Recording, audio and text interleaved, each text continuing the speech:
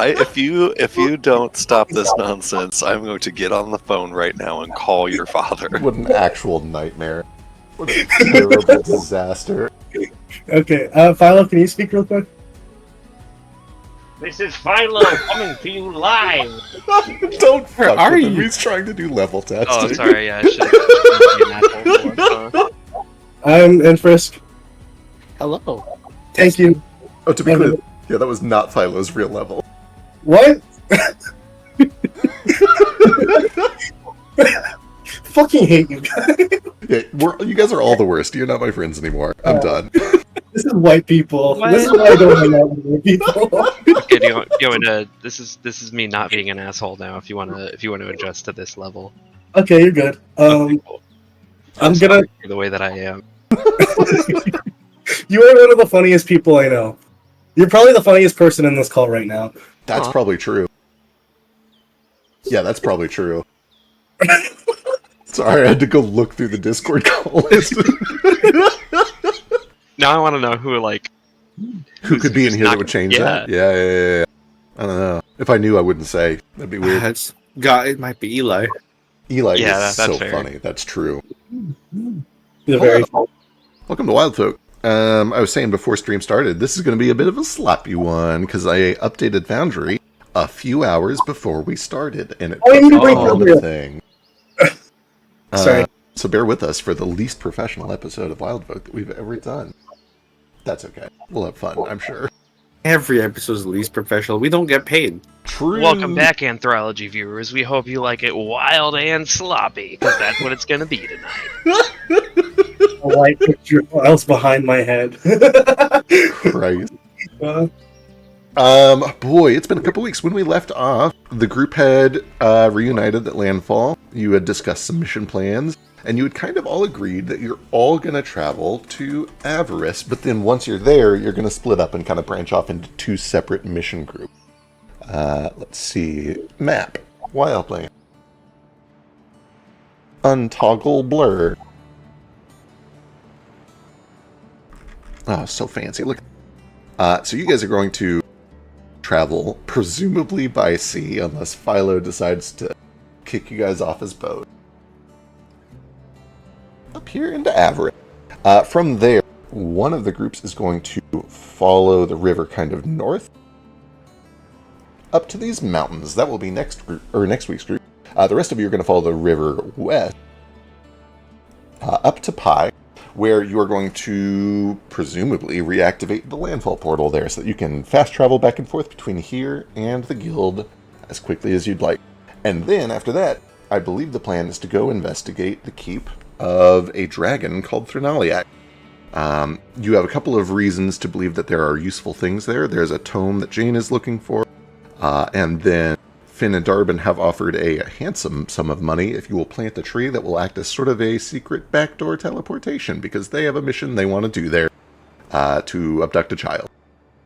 And that is kind of where we're going to pick up. You guys had just discussed the plans and kind of agreed on the groups, but you're all still back at the Landfall campus, and I know a couple of you had things that you wanted to do there.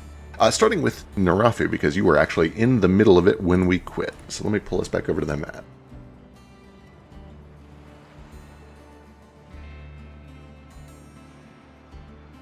Landfall. Murmury. Oh, please load. Please load. I believe in you. Athenaeum. Go. Hang in there.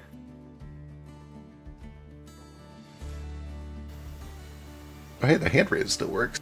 My mods didn't break because they were broken to begin with.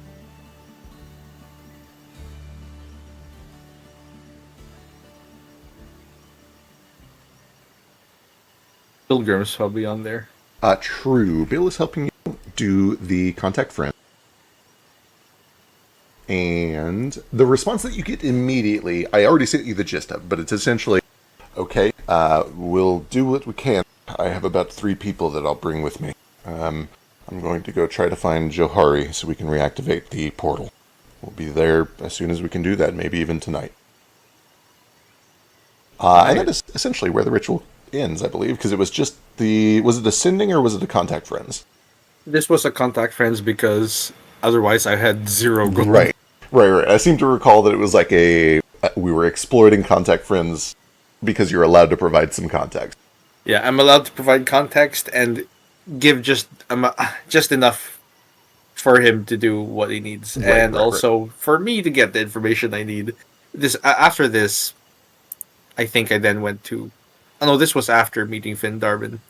Correct. This was one of the last things that happened that night, I believe. After this happened, is about the time that Jane shows. And out of character, I know that he just went AFK for a second. But Jane will swing by. Jane, where's Jane? Jane. More like when's Jane? Am I right? Hey, because time stuff. While we're waiting on Jane to get back, though, I'm going to fast forward us a little bit to in the middle of the night tonight. They're arriving, I imagine. Well, you would think, wouldn't you? I hope. Time passes. The sun goes down. It gets to 8 o'clock, 9 o'clock, 10 o'clock. I assume that you're kind of waiting over by the gateway building where they would portal in if they were going to portal in. And the light for that portal just never flicks on. You wait and wait and wait, and it stays dark. Until about midnight or so. I would say that you don't have an accurate read on time, but Jane exists, so you have a perfectly accurate read on time. Perfectly accurate. At 12 I don't think I yell at Jane at 12 a.m. for what time it is. Sometimes, I will also say, it's a fairly modern society. Clocks exist. I'm sure there's a clock somewhere in the portal building. They're probably... It makes sense that in the portal building, for every portal, there's a time zone. Oh, that makes so much sense. I haven't even... I call myself It's a world the builder. I hadn't even things, considered if there are time zones in the Wildlands. Is it big enough for that? Surely Look it at is. this place. Hang on. If it's big enough for one whole America to have different time zones. Well, okay. People underestimate how big America is. America is really fucking big. That's what I mean. It is big. Is it the Oh, size you're of this right, though. entire map? There for sure are different time zones here. We're dealing with this problem later. This is a problem that is not important right now. I'll put this in your player notes. Thank you. Anyway, the point is that sometime around midnight, the exact timing doesn't matter. You start to hear a little bit of a sandy noise, like you're inside of an hourglass inside of your ear, and then it begins to escalate and escalate, and you quickly become aware that there is a magical channel opening up. You're receiving a magical message of some sort. And you hear the familiar voice of Mahes. Where the hell did I put my notes? This planet is almost exactly half the circumference of Earth, so it would probably have about half as many time zones as Earth. Yeah. Well, I know, it's also got 2 suns and shit. So okay. hang on, though. If it's still a 24-hour day, it will have exactly 24 time zones. There's that also. I guess the size of the planet is not as important in terms of time zones. You'd be correct that each hour would be half as much geography, though. I'm trying to suspend my disbelief about a planet that isn't Earth having the exact same days as ours. Well, it has 2 suns. I think actually, I can't remember. I think this might be a 360-day calendar. I honestly don't remember. I'm pretty sure that's true, though. Message. Sand fills your ear, and then you hear garbled at first, but then it comes through clearly. Johari was going to activate the portal, now she's missing. Something's wrong at her shop. The voice is getting louder. I'm concerned. And then it fades. You understand that this is ascending. You can respond if you want. Oh boy. Time to open character counter. And he just said that Jari's missing. Correct. Okay.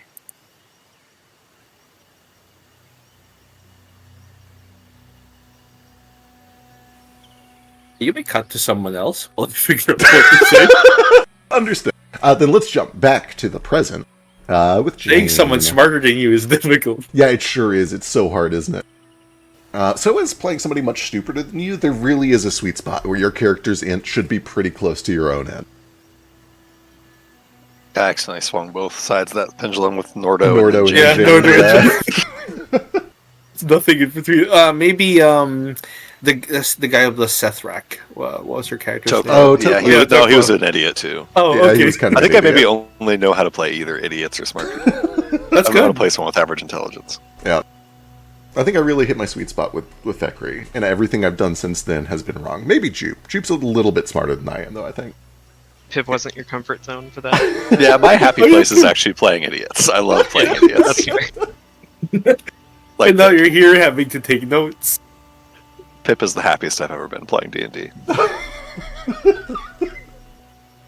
Jane, you come in to begin your stuff at the Murmury, and you do find that Narafi and Bill are here. They're kind of just wrapping things up.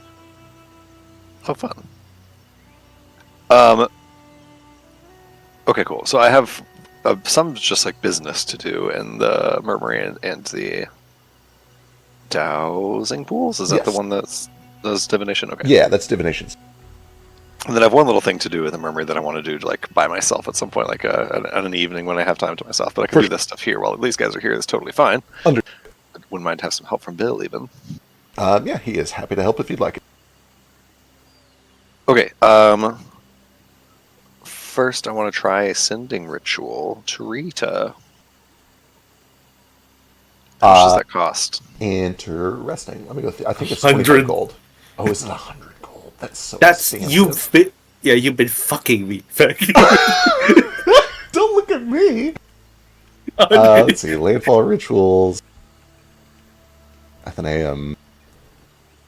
Sending ritual. Oh yeah, that's 100 gold. That's fine. I've been saving all my pennies for I was this. gonna say you guys have some money. Well, about to yeah, get some more money. Jane was paid a lot for the thing. I'm sorry. Is instantly sending a communication message around the world anywhere on the same planet with no technology too expensive for you? Yeah. I'm sorry. I do that shit for. I got unlimited text and calls now. Fact. How much is a gold in a today American dollar? 1 gold is about 500 gold pieces or Yeah. US dollars. Damn. Imagine if sending a Jesus text Christ. cost you 50 grand. Yeah, that's basically what's happening. And sending a text is 50 grand.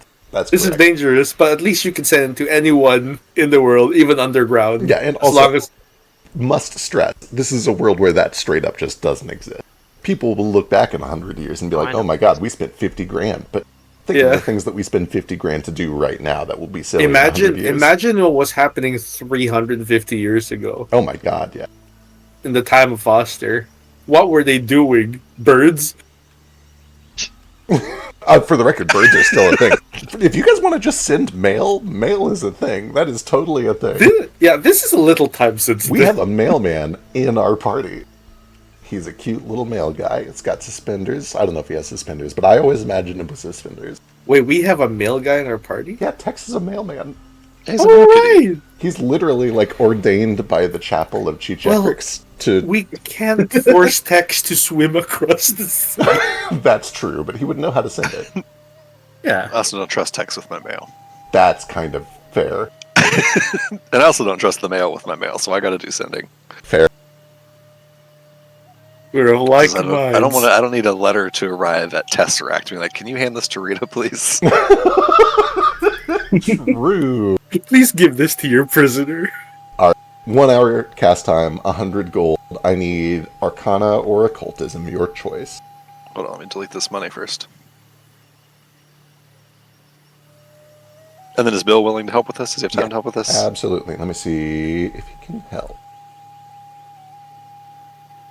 Let's see, we're doing proficiency without level, which means all of the DCs for everything have changed, and I have to figure out the math.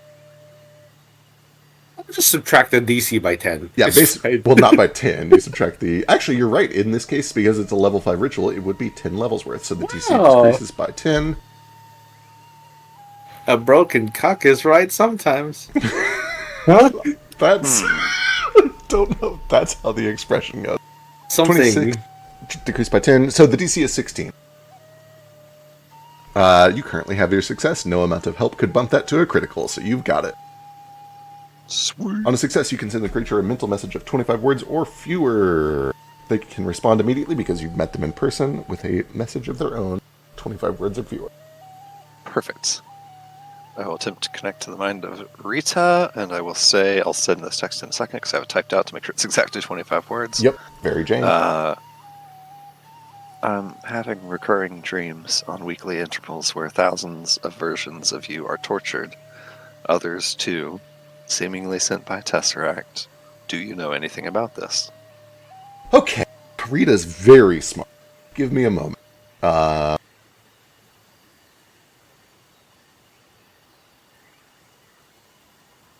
Okay, alright, wonderful. Wonderful, wonderful, wonderful.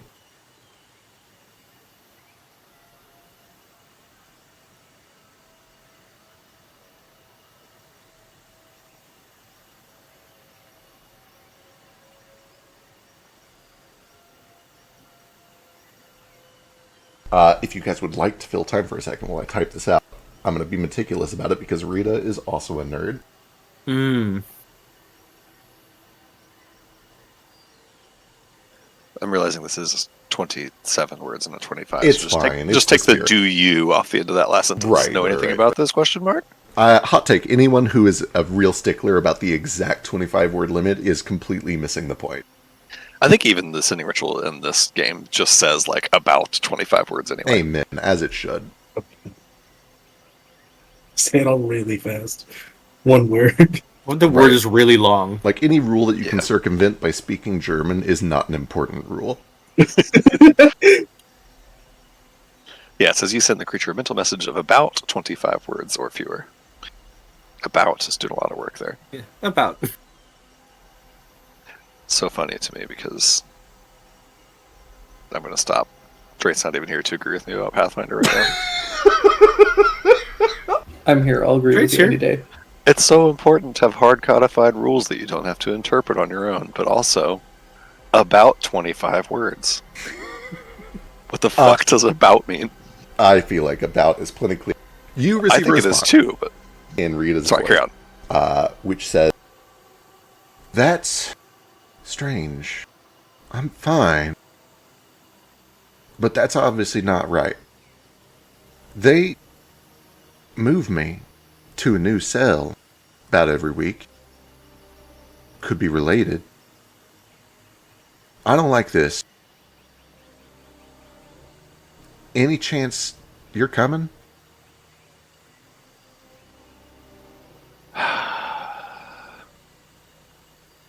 Damn it, Rita. I don't get to respond to that, I don't believe. No, Sadly. you sure don't. Okay. Jane kind of furrows her brow and rubs her head a little bit thinking about this. Then I need to look at what I can do with the dowsing pools. How much does it cost to do Waters of Prediction? Great question. Landfall, rituals, dowsing pool, waters of prediction, details, cost. 300 gold pieces in a 4-hour cast time. Jesus H. Christ, okay. Yeah, I've been here all day. And the time I can handle, the 300 gold is... Yo, Zoink Scoob. Just to kind of peel back the curtain, you guys had an extra level up that came much faster than normal and have not had a lot of time to earn the appropriate amount of money for that level. You're going to a big place with lots of dragons. They're probably going to have hordes. Yeah. I'm gonna get myself some sweet dragon horde. It's all good. I just meant I'm not gonna do that right now, so I will hold off actually on the dowsing pools. I don't think I'm gonna... I think I kind of got what I needed out of that there message. I actually might gripe about that a little bit. I have a lot of feats sunk into alchemy, and there's a whole system on making downtime income in this game. There sure is. But we can worry about that between sessions. For sure. I fully support trying to make money out of gear during downtime. You guys haven't had a ton of it, but you've had at least like a few days to try to work during. Okay, so it sounds like Jane is done here. You know what, actually, sorry, is there a chance, if I do sending, like, again, is it like a higher DC or chance of failure or anything? No, it's just the flat cost. Okay, I'm going to pay another 100 to try that again. Yeah, if you had critically failed, it would not be able to work, but yeah. Okay, another hour goes by. Go ahead and give me another roll. The DC is still 16. Bill will try to help. Would love a crit right now. God damn, so You- close. Bill might be able to That's, bump up to a crit. Is that not a crit? No, he needs Oh, a 26 crit. 16. Oh yeah, you just need a DC is 15 normally. Yep. For yeah. Bill So with just needs to get a 16 here, and that bumps you up to a crit. That would be so wonderful. Because then I could Let's see. Secondaries can be religion, arcana, occultism, or society. He's very good at occultism. Let's go. He couldn't possibly fail. How dare you? A killing it. Okay, that bumps you up to a crit. You're an arcanist. You understand how this ritual works. You know that on a critical success, you essentially get 3 back-to-back sendings. So you can do 25 there, 25 back. Repeat that 2 more times. Okay, outstanding. Okay, I don't have these messages written down this time, so I'm just going to approximate here. Yeah, we can kind of wait. I'll say, come in as soon as I can.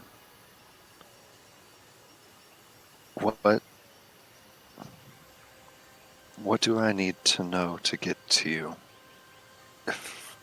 What problems am I going to run into busting you out of there? That's what's hard for me to tell you. I don't even know for sure what I'm in here for. Initially, they said I violated some patent that I had broken NDA. But I know I didn't break NDA. I've done all my own stuff. I'm in the municipal police district cell. Like, I should be on record. Okay.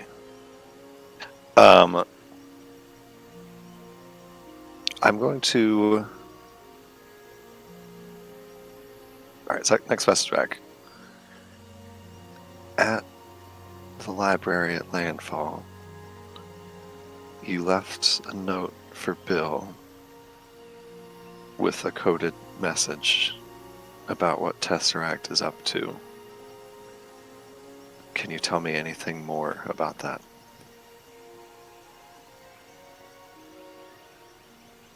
Oh, Jane, I wish you hadn't said that out loud. I think they may be tampering with some dangerous stuff. Bill's very smart. I'm glad you found him. I think this may be tapped.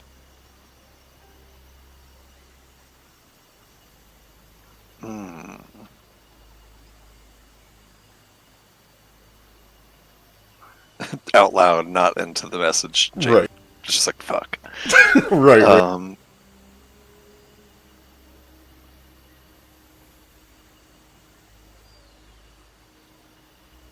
Okay. Well...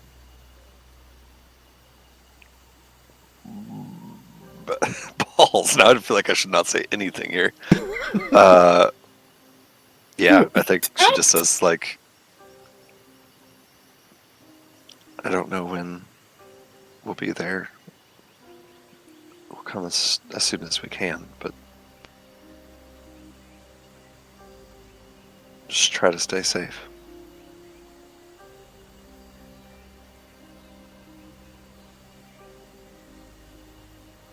I've got confidence they're not gonna do anything extrajudicial. Although things might get a little more difficult in the coming weeks. I'd appreciate the help. Well, okay, got it.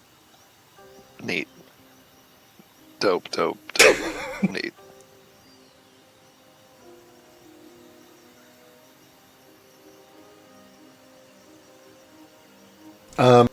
Narafi, have you thought of a response? I telegrammed it to you Oh, let's see. just now. This is about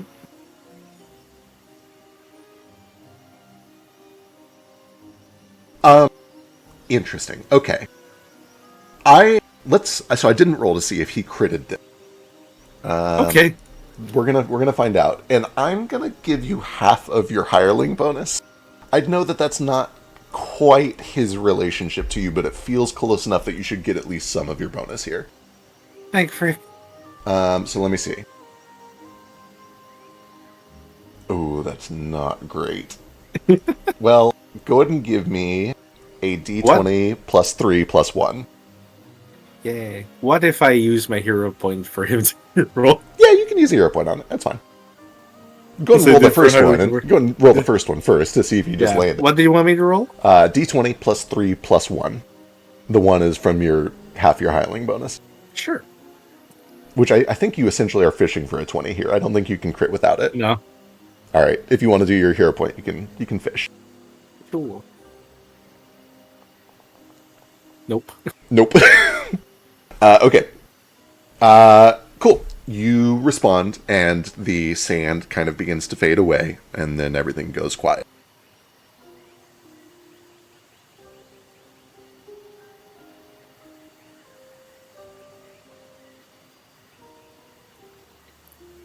Here's a note, telegram. Understood. Okay. He's just eventually going to march away from the place where the portal would have opened and just start doing a patrol. All right. Excellent. Understood. During that first night back, or I think it was technically the second night back now because the portal is open and the Murmury is back online, Kaz and Branch. We'll start with Kaz. Is there anything that you were doing tonight?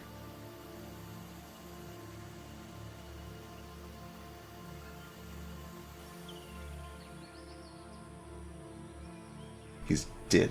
Oh, just stepping into the kitchen about 30 seconds before you asked me that. I don't have anything in mind, I think. Totally. I assume it's probably just some crafting stuff. Yeah. Wonderful. Branch, how about you? You do have a night here in town if you'd like. Yeah, a few things actually. Perfect. What you got? Would actually like to talk to Kaz for a bit first. Excellent. We can do your thing first, but since we're in town, I do just want to shop around and see if there are any apothecaries with potion shops that I can reverse engineer their recipes. 100%. Plenty, especially if you go up to Upper Famador, for sure. Cool. Yo, Punta. I'll say it again. Yeah. What'd you call me? Punta means whore. Anyway, you ain't wanted in Famador at all, right? Not that I know of. I ain't seen any posters with your face on them, so you're probably cool. I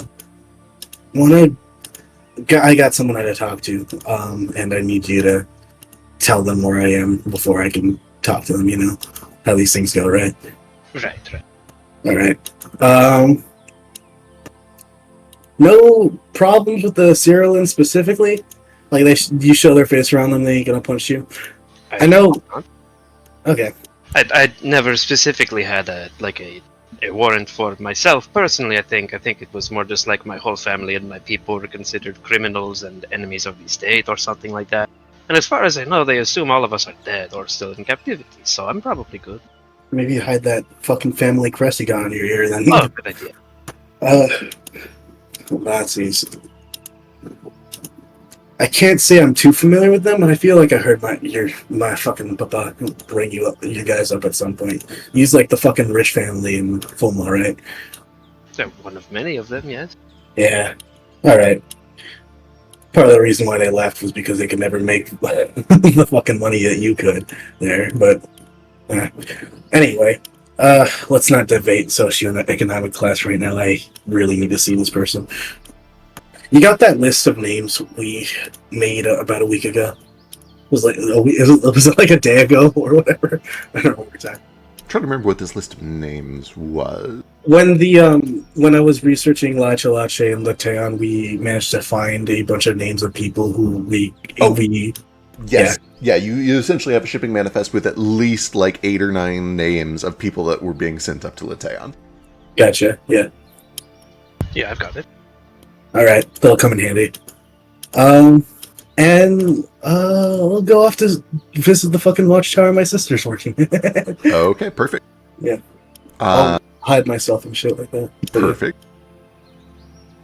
You are going to have to do at least a little rolling here. You're walking into a Sierra Lynn headquarters. So go ahead and give me a deception check, or if you can sell me on anything else to essentially disguise yourself long enough to get in and have a conversation. I'm gonna stand outside and tell Kaz to tell my sister to fucking meet me, like, somewhere else. That does make it quite a lot easier, yeah. Yeah. But, like, deception or something still? Yeah, let me think if there's even a chance of complication here. I guess there's still a chance. Give me a deception check. The DC is very low. Gotcha.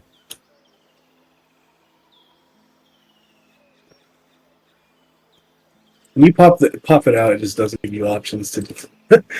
I'll complain about this later. No, you're right. I think when you pop it out, it doesn't let you do the inline rolls. Yeah.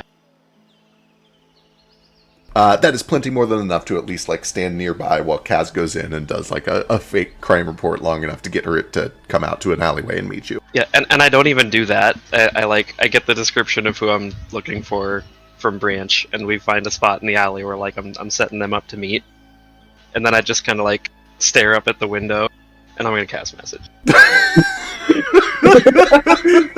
Amazing. Okay, there's almost no way that this could have gone wrong unless they're tapping telepathic messages. What? What do you say? Who does that? I don't know her name out of character, but I'll just be like, "Someone's here to see you." All right, perfect. You were able to Come out to the app. eventually get Yeah, rid of everything her. Let's see. I assume you do this kind of late at night. Yeah, probably. Perfect. Then you eventually see a lizardfolk girl, about the same age as Bran, and Cyril Ilgar, looking kind of like an inquisitor, comes around quietly, hood still up, sees the two of you, kind of not quite sighs, but scurries over to you quickly and looks over her shoulder to make sure she's not being watched. Comes up to Branch. What's going on? Still ain't happy to see me, huh? I'm happy, but I have to be careful. This is risky. Yeah, I got you. He's here because actually I have no idea what he did. Why are you here now? I don't know. I came here to help, but it seems like you have things under control. I'm gonna go find a bar. All right. You two kids have fun. She's my sister. Okay. Oh, I know. Gross. Yeah. Is he a pirate? I think so, but I've never actually seen him do a single crime. That's pretty fucking cool. Thank you for telling your sister, who is a cop, that I am a pirate. But whatever. So I'm assuming when you did digging on that Lateran place I told you about, you found fucking nothing, huh? Yeah. No, they told me they didn't tell me shit. I dug. They don't tell anyone shit about that. Whatever it is, it's hush hush. Well, I did some more digging, and I probably got a bit more than you. And I'll pull out the list of names that of like just you said it was like people who are about to be executed. Missing persons reports essentially. But the interesting thing is, a lot of these people disappeared moments, like a few days before they were actually being executed. Yeah, she like takes the paper and reads over it. Yeah, no shit. Every single one of these people is on the chopping block, and instead of getting chopped, they get shipped to the Teon. They're essentially, officially dead. They won't be missed.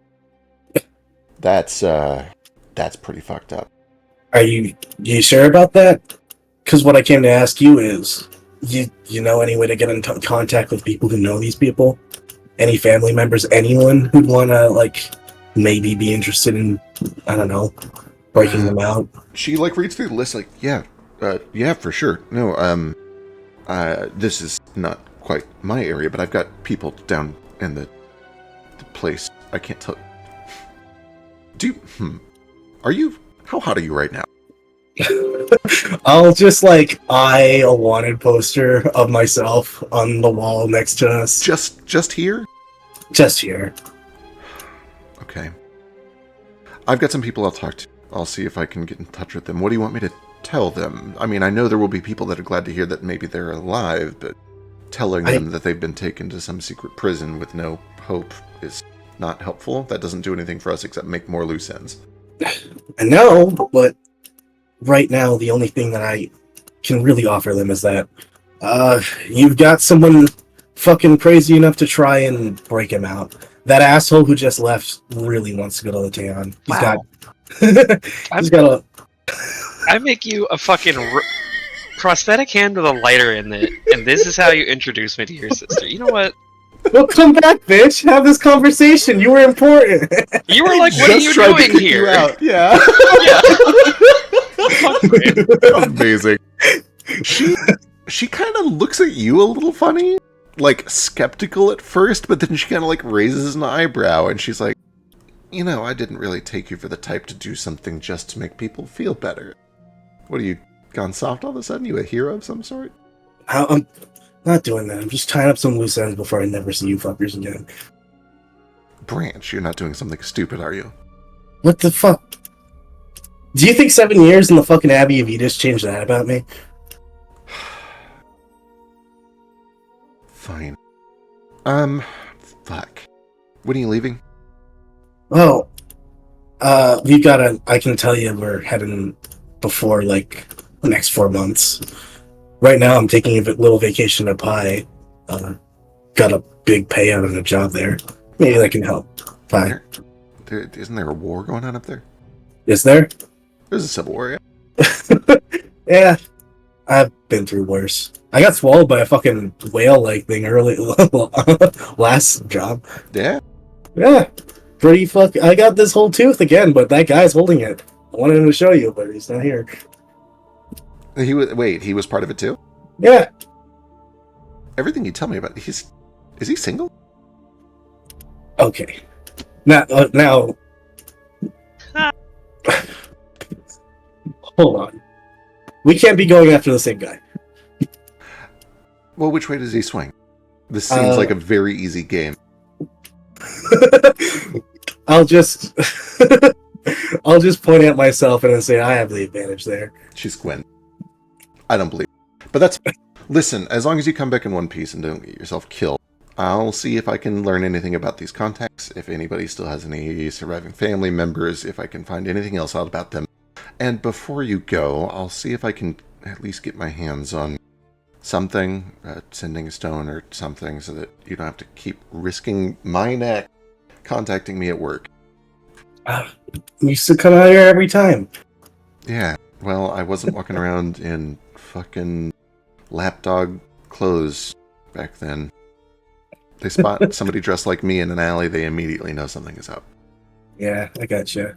Wait, before you go, this might actually help with that. And I'm gonna produce a fucking Shadows rune that I got at Gorchiga, or at least you got me at Gorchiga, out of session, and hand it to her. Me perdido 7 regalos para cumpleaños. Yeah, I think you still owe me 6 more, but you know. This is the 55 fucking gold?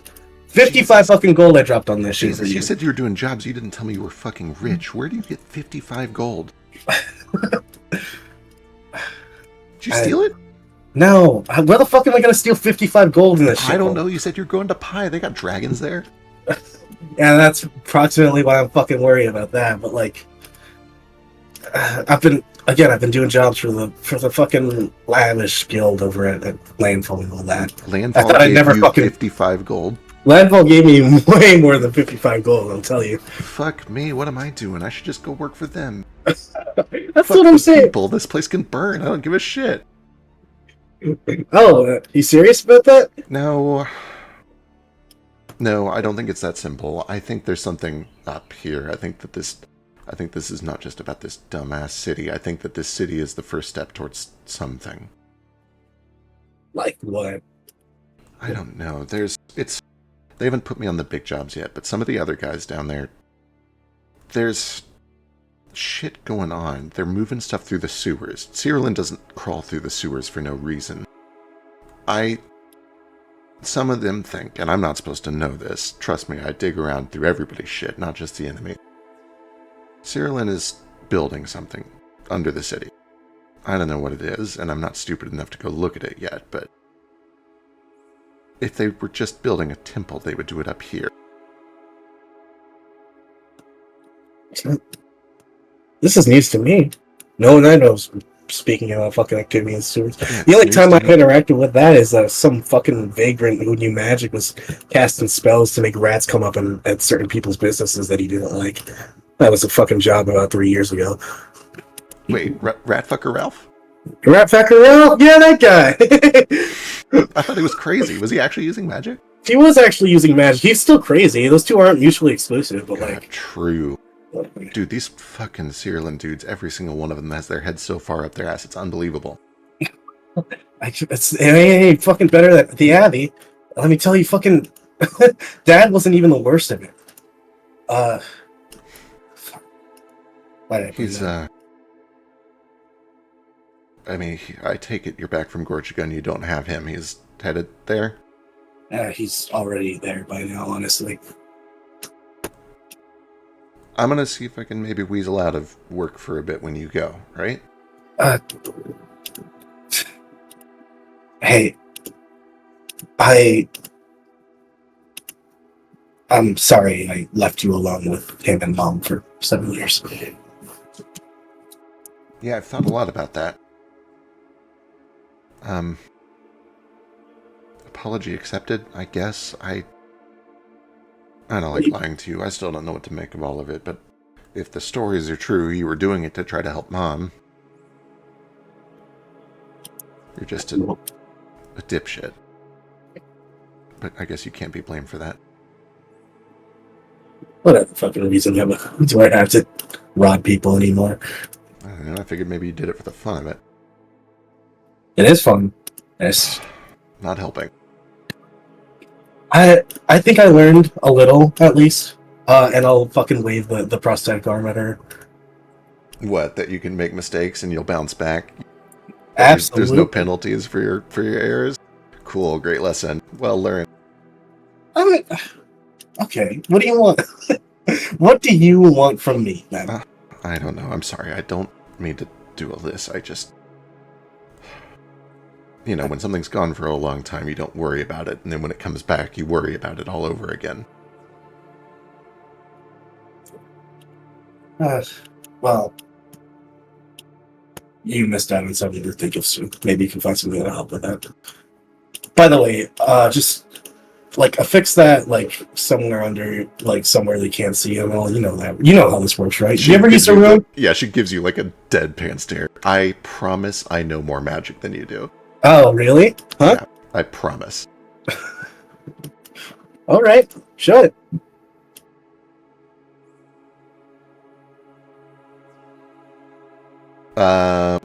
Fuck. Everything that she has would light you up. Oh, here we go. We can do this. This has the opposite.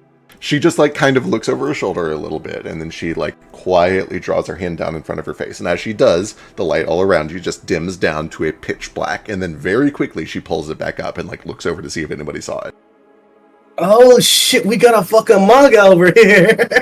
Shut the fuck up. Are you kidding me? Shut your goddamn mouth. Okay, I'm gonna get back to work before I get fucking busted, and all of this is for nothing. All right, later. She walks Hey, off. wait. I'll hand her 20 gold right now. They don't pay you shit over there? Fine, you can have some more. She like pockets it and then punches you in the shoulder and then runs up. I don't know. Yeah, I'll just smile and then duck out of the alley and find Kaz again. Perfect. Yeah, you presumably find Kaz at some cheap, shitty, low Famador bar, unless you went up to the high society bars. You can do that if you want. I don't know what Philo or what Kaz's tastes are. He's in the kitchen. I'm complaining about. I'm typing complaints. Oh, gotcha. He wants to start charging us for more stuff. About me? How much did I charge Rand for that fucking hand? Like 5 gold total. I charged Jane like 2 for the loner pistol while I made her a brand new one, and you guys are just like throwing money around. I'm over here trying to get together 300 gold for a specific rune, and you guys are just like, okay, you know, here's 20 gold because you're my sister. As we all know, nobody in any TTRPG gives huge amounts of money to their family members, like as an adventuring motive. Must be nice having family you can send money to. True. Oh, TTRPGs, where you can engage in the greatest fantasy of all. Gainful employment and getting a full night of sleep. Yeah. Anywho, Kaz is not hanging out at like the lowest rung, like dockside bar, but you know, A couple steps up from that. Yeah. Probably something on literally the ramp up to High City, is there's kind of a middle class bar. Kaz prefers to shop at to drink at a place that has like it mentions the food in the name of it too. Like he doesn't just, you know, it's got to have good food. Right, of course. He's at the pub and grill that this place has. Perfect, excellent. Yeah, there's probably like something a step up from Joe's Crab Shack. It's a sea town. There's lots of seafood here. As soon as I had in, I'll fucking slap Kaz on the shoulder, go to the bartender, and be like, the most expensive one you got in the menu for this guy. Yeah, he grabs like the Michelob Ultra instead of a Coors Light. I don't know what that means. I don't either. I'm guessing based on the Ultra in the name that it might be more expensive. I don't actually know. Because of the Ultra? For sure is not. Michelob Ultra is like the low-carb version of Michelob. Oh, damn. Well, you know, he gets whatever a slightly expensive beer is. Thanks for that, guy. Oh, no problem. Sorry, I didn't.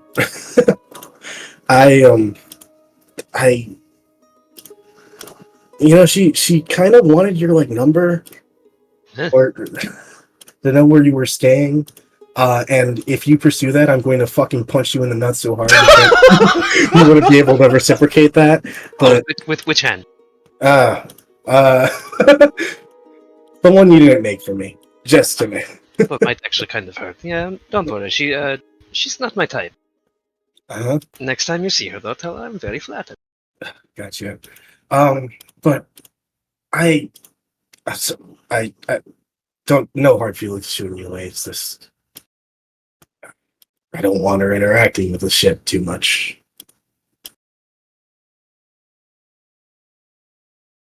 I get it. You do? I think so. All right. Well, we got one more stop, if you want, and this one, hopefully that will help you with what you've got going on right there. And I point out at the fucking hand with the marigolds. Or what are they? It's a marigold with 4 petals left on it. Yeah. I know a bitch, but I still. The one last thing. I think we ought to, you know, you up for a bit of extortion? It depends on who would extort it. Landfall? Sure, why not? There you go. I'll take a fucking Ultra Coors Light. And then we can fucking drink and head back, I guess, unless you want to do anything, guys. I'll have another glass of Kraken Black. And can I get a bag for the rest of my codfish platter?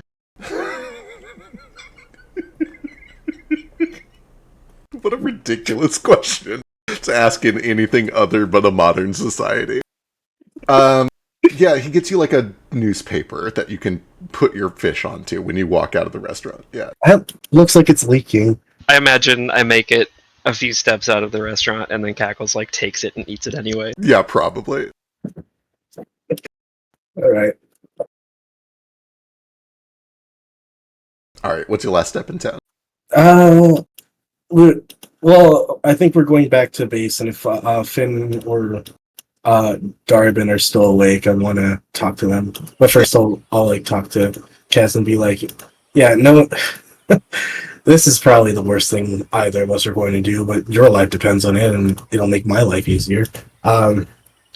They really seem to care about their fucking kid. I mean, it makes sense. I know. And that's why I think they're going to let us deliver a bunch of prisoners to Laya Chalache if we do this job for them. Once they got holed up in the cells down there. Cass kind of stops and thinks about that for a long moment. Now, when you say deliver, you mean like with quotation marks, right? Yeah. I do appreciate the idea of using people that I describe as my enemies as collateral instead of crew that I actually value in case this does go south, but I'm still not okay with the idea of that. I know. And that's why uh if we prepare well enough, if we got everything good in the hood, as they'd say. People say that? No. I'm just trying to talk down to you because you're like fancy and shit, and I think that's what you think people say. Then we can, if all goes well on the mission to Latan, then that won't be a problem. We can deliver them back to wherever they were going. La Chalachi won't eat or fuck or what does she do to people? I actually didn't find that in my research. Not really sure either, but it's probably not good. Did I not find that in my research? What La Chalachi might do to people? DM? He's dead. He left us forever. He's Wow. Wow. God! Must have fallen asleep at his keyboard. He must have fallen asleep at his keyboard and then died in the bathroom on his way to the kitchen. Oh man. True. All of these things happened. Okay, sorry. Go ahead. Did I find anything about like what La Chalachi does to her fucking? Lots of sort of competing theories, but the most common trend is that she gathers up the spirits of people who die at sea, and she essentially ships them up to Styx at the moon so that Styx can send them to their appropriate afterlives. You know enough about religion to feel like maybe that's not necessary, but like that's the most common story. Well, if she wants people specifically sent to her, then I think she's playing more the middle manager. But let's play it safe. Let's do what she wants until the last minute where we can fucking slit her throat and break everyone else out, right? Sounds great. The old switcheroo. Yeah. So no hang-ups about that. Then. No, then we can fucking, it'd be fucking ironic for Horgan. He spent his entire life sending people there. We send him there. Maybe he'll have a change of heart afterwards. I mean, there's definitely some hang-ups, but I like to say. All right. Well, first we gotta fucking convince those idiots.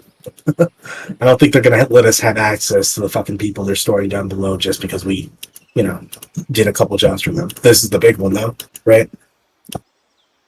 Yeah. All right. And if they're still up, we can find Finn or Darwin. Yeah, just for the sake of, fun. You find them walking out of the mission briefing room with Nara. It seems like they just got done with some sort of a conversation. All right. Yeah, I'm running out of time. Oh yes, of course. Here, come right in. And they kind of nod to Narafi and wave you off. Okay. So nods at everyone back in greeting and goes to work. All right. Where's Kaz? Where's the bull? Anyway, they bring you into this conference room and they kind of close the door behind us. What's the matter? Care to split a cig first? No, thank you. It's been a long time. I'm getting old enough that my lungs don't take it. How about the drink then? That I can do. I think my liver's still got a few more years. Hell yeah. Kaz will pull out his flask and pour a little shot of rum then. Okay. Let's just get to it. We do this job for you, right? We want a bit more than, a lot of gold for it. They look at each other and then back to you. What did you have in mind? I'm assuming while we're gone, you're going to lock up a few more people. A few more prisoners, maybe. Not just Warden. How many do you got down there right now? The only prisoner that we have down there is Torgan. I'm certain that as this place grows, we'll have more use for it. But, even at its peak, it was mostly just drunks that we had to throw in the tank for a night. Okay. There's maybe 300 people in this entire campus. Not that many of them are prisoners yet. Oh yeah, I kind of wanted to bring that up too. I'm safe here, right? No one's gonna bring up my fucking name back to Faminor if they see me here, right? No, we're not going to narc to the Famadoran or Cyril governance. That fuck them. As long as you don't cause anyone here trouble, and you aren't, a danger or a threat, then no, of Yeah. course not. Yeah. All right, got that. I just right now. You want to explain the situation, Kaz? You know about it more than me. Yes, to put it simply, if you're asking us to do this very morally gray mission for you, I'd like help with something equally questionable. Finn kind of squints a little and says, we're all ears, don't get me wrong, but I want to stress here, Thernaliax is an evil asshole. I understand that on the surface it looks like we're abducting a child, but we're rescuing a child from an evil tyrant. But, carry on, just... Okay, maybe morally gray isn't the right way to put this. Off the books mission. That is true, yes, I'm all ears. Okay, then I'd definitely like to keep this off the books. Anything about Luteon kind of already is off the books, so it works out. Caswell kind of... You're already somewhat familiar with my situation, yes? We understand that you're looking for your family at a place called Luteon, yes. I can't remember if they were aware at all of the... Just the very basics. You haven't told them a whole lot. Okay. Then yeah, Kaz will unwrap his hand and show him the marigold tattoo that he's got. Oh, and right, they know you're cursed as fuck. I remember that. Yeah, you said that for sure, yeah. Yeah, okay. Right, yes, the curse. I've gotten a little bit of information from a couple different sources on how to lift this curse. That's wonderful news. What do you have to do? Oh, geez, I gotta do a lot of scrolling. Basically, the gist is that I gotta return a ship, and on that ship, I gotta return some number of living people. And I'll tell them that. I'll tell them that's like what I got told from Lache in the dream. I see. Well, a ship is easy. A ship is just money. We can certainly do that. I wouldn't be surprised if you could get a ship, depending on how big it needs to be. With right, if that's what all it was, I'd sail over there myself right now. But Finn kind of chimes in. It's the people. I assume that these people are either slaves or executed or something worse.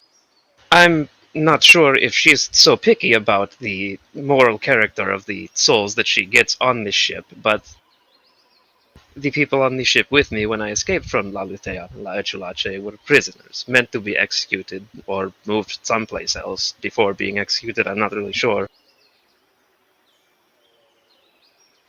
Unfortunately, not a lot of them made it out either.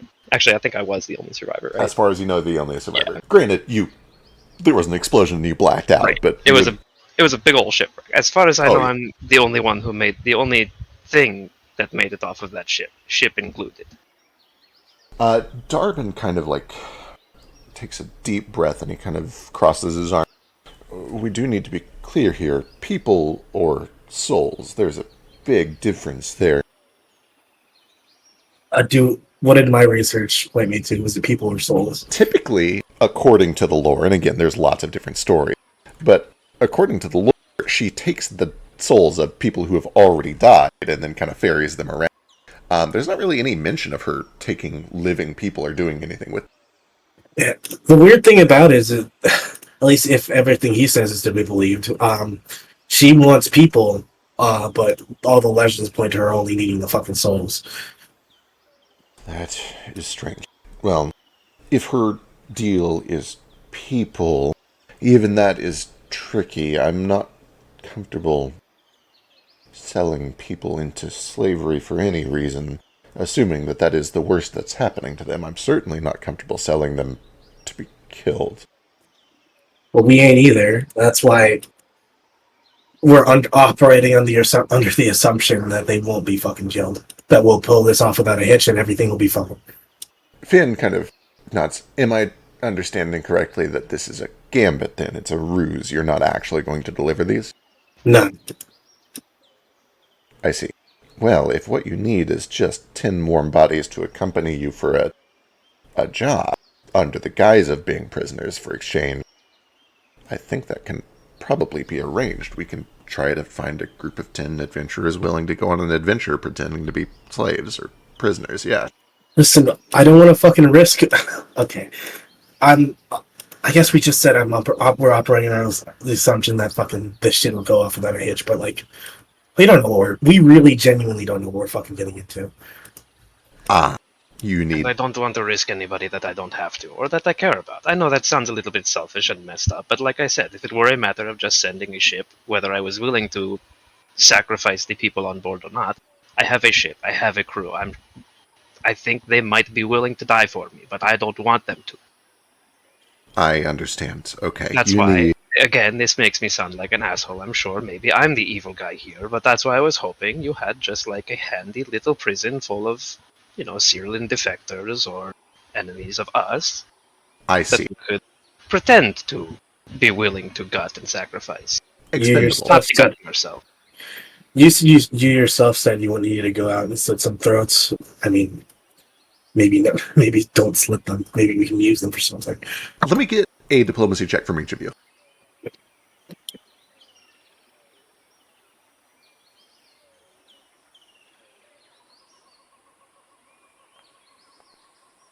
Fuck.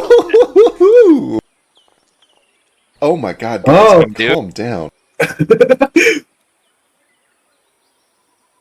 Darbin kind of like... He doesn't look super happy about this conversation, but Finn gives him a look, and then Finn looks back to you. Yeah, no, you guys are absolutely right. It is completely normal over the course of these adventures that we're eventually going to run into cultists, murderers, irredeemable criminals, people who by all means and right deserve to die. In the past, we would deliver them to the local justice system. That's not really an option anymore. I need to be very clear. This is, and he looks to Kaz, I think you said it best, morally gray. I don't like being the arbiter of killing people for their crime. But if, over the course of the next couple of months, we accrue very evil cultists or criminals or villains, and they don't die in the fights where we encounter them, I think we could probably tie them up and put them on a ship. I suppose that's not really any different than handing them off to the Adendric government for them to throw them on the gallows, right? And I don't really like being the boatman to the executioner's block, but in this case, in this circumstance, I appreciate your help. But, you said in the next couple of months, if you could speed that along just a little bit, I'd really appreciate it. I've got about 4 of those left. I want to be very careful not to make any promises here. I don't want to ask you to make any promises, too. Right. I understand. There's a very big difference between if we find people who deserve death, we'll let you do it, and we have a quota to fill in the next 2 months. One of those is very dangerous. However, assuming that this mission goes well, you guys plant the tree. As soon as we get the bulwark back online, and we know that this place can survive for a few days without us here, we're going to do it right away. And I assume that along the way, we'll probably encounter some of Thenaliax's men, who, frankly, probably deserve it. I don't know how we're going to transport 10 people back, but we'll see what we can do. Which is all to say, we'll do our best. I am hesitant to make any promises, but I agree with the premise of what you're saying. You help us, we'll try to help you. Is that it? Nothing else you want to add? I think that's about it. All right. Not call it a promise then, just a pending agreement. Sure. I'll also submit that we're really trying to find some sort of a cleric or a healer or a druid or a shaman or somebody who can get the sanctuary back online. That does seem a lot easier than, well, negotiating with an undead terrorist. But, easier said than done. Most of the local clergy are, well, fucked. I can say that again. I have a feeling they're going to start setting a precedent. Maybe Cyril's probably the only fucking... Hey, I just got let into some fucking insider information. If you want to send anyone to check that out, apparently Sarah's building something under Famador. No one knows what, but it's something. They kind of look at each other and then back to you. Where'd you hear that? Insider information. He squints. All right, fine, I got you. They've got them all. Yeah, that doesn't surprise me. She had them all? I didn't see one. She's a very. She takes care of herself really well. Okay, all right. good to know. One problem at a time, but maybe we can look into that next. Get a team to check it out. Yeah. All right. Okay.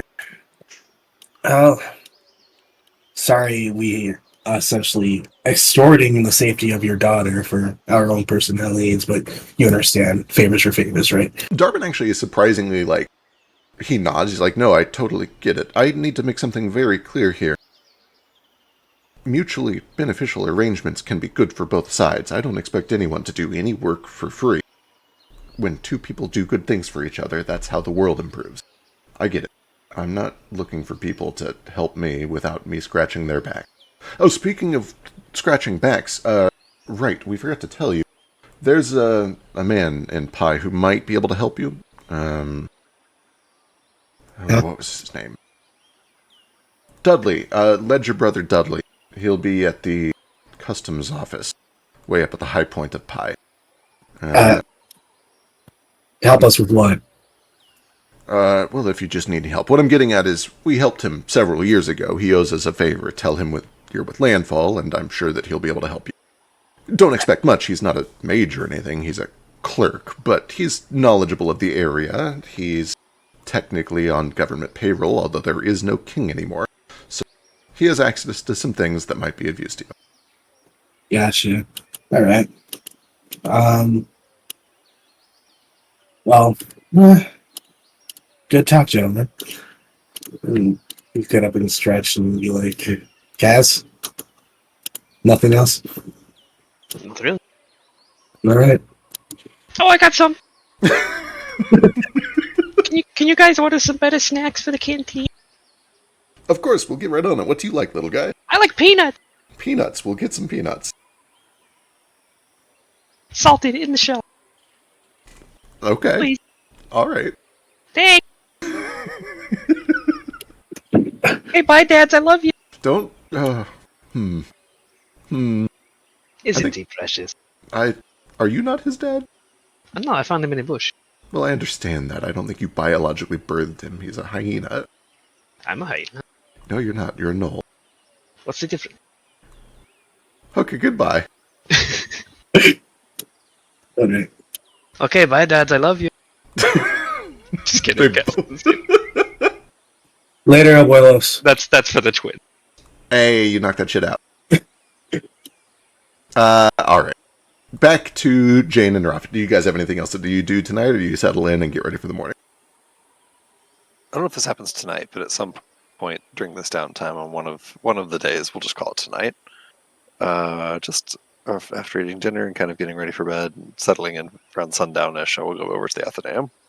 Perfect. Yeah, you're able to head over there kind of at the middle of the night when you got the place to yourself, nobody around. Perfect.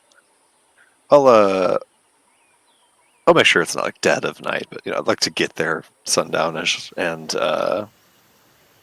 do a contact friends ritual. Perfect.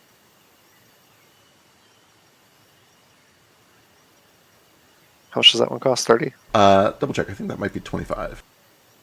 Landfall rituals, contact friends, details, cost 50. 50? Okay. Yep, led straight to your face.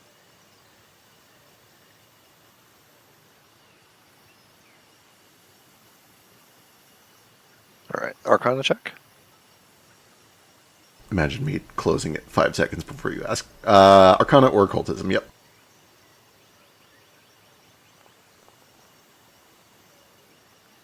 DC here is, let's see, spell 6, 20, nope, that's not right. Spell 3 minus 6 is 14. So you got it, you got a regular success. Perfect. And I will reach out to Booker. All right, you essentially kind of conjure yourself into this little plane. You understand that you get one question, you can provide a little context. There's a little wiggle room here.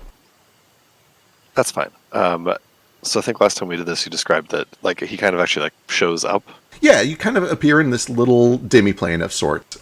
You're surrounded by just bright blue sky in all directions, little wispy bits of cloud, and he kind of apparates in front of you.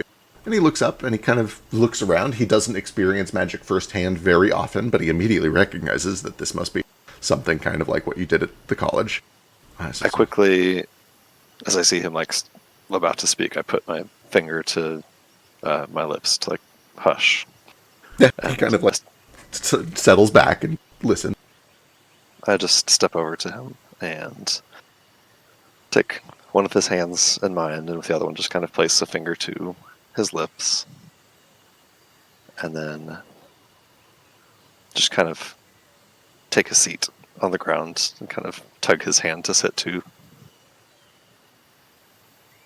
Yeah, he kind of like sits down a little. It's a weird because you're both suspended in the air, but he's able to kind of just enter a seated position, and the wind kind of carries him until he's comfortable. Perfect. And she just kind of leans her head into his chest and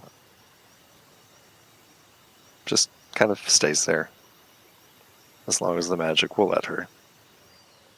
Just closes her eyes, and to the extent that this, I think last time she did this, she like felt the barest hint of like fingertips as she was reaching for his hand as he disappeared. So yeah, and there's a little bit of a tactileness to it. I don't know how much, and she knows it's at the end of the day just a magic trick, but she feels him under her head and just kind of sits with him as long as she can.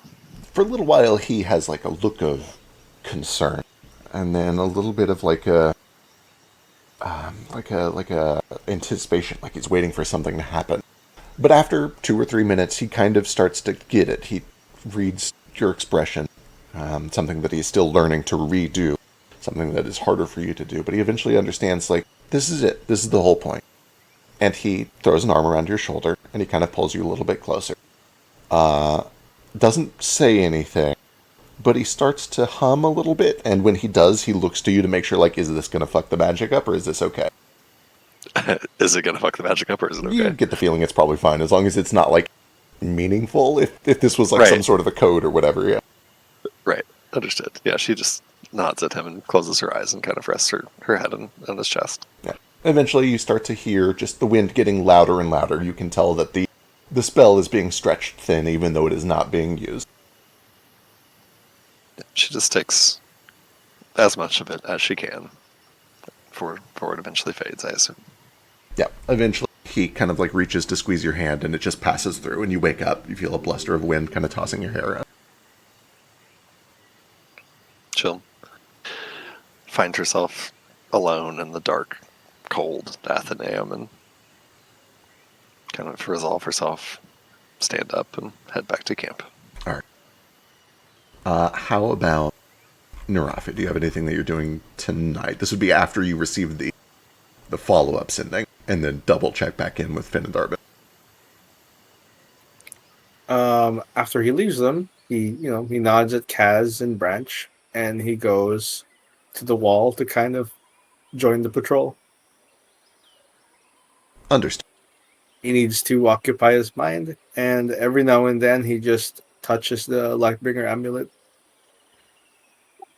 around his neck and just grasps it. And occasionally he's like tapping someone. It's like, hey, pay attention. Like, hey, keep your eye on the tree line. Right. If falling asleep, jog around, please. Yeah. There's kind of a... Boy. There's a couple of points where you are giving out these quick little, like, if you got time to lean, you got time to cleans. And you notice that they kind of give you a weird look back. Like, a couple of them get the sense that something's got to be wrong. Something's got to be on your mind. You're acting a little different.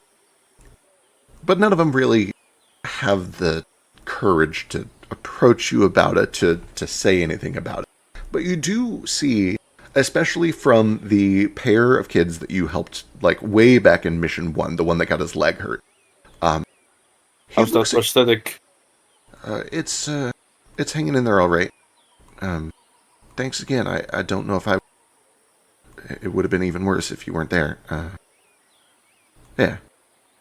Yeah, no, I'm glad you were around. I appreciate that you're still alive. Keep it up.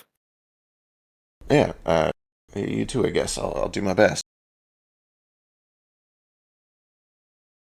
He nods and continues his rounds. He is, keeping an eye out, and he's keeping his mind occupied because there's a lot on it right now, and he needs a routine to kind of keep him focused. And I think he just does that until the morning. There is a point late into the night, about 3:30, 4 o'clock in the morning, where you see a little skittering out of the corner of your eye. And when you look, there is once again this just etched drawing that kind of crawls along the surface of the wall, along the bark of the wooden palisade. And just like before, it's kind of this hieroglyphic shape, just a few inches tall, of a Leonin woman who just seems to be staying nearby, watching. Doesn't run away when you notice it, doesn't approach if you try to, doesn't say anything. It just seems to be almost like it is on watch with you, like it is following you around. And then occasionally you'll look away or talk to somebody or give somebody an order and you look back and it's gone. But then 10, 15 minutes later it'll show up again. And that kind of goes on and off throughout the night. That definitely lifts his mood up even a little.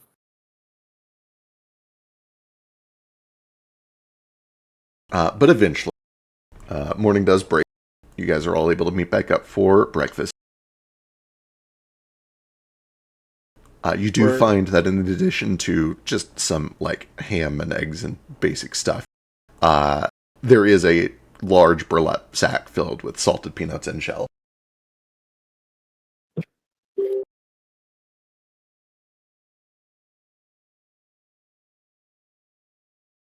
What are these?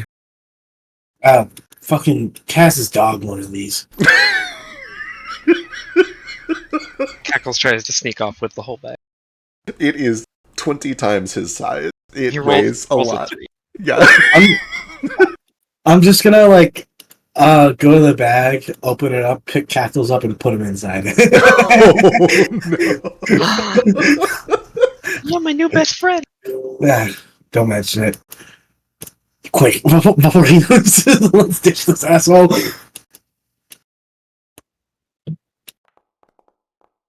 Cackles is then going to try to Oh my God. submerge and hide in the bag of peanut. Yeah, he does not. It is simply a bag full of peanuts that he's not quite able to, like, dig under. It's too dense. Every time he, like, kicks up to one side, they just, like, pile back in on top of him. And he gets, like, ankle deep.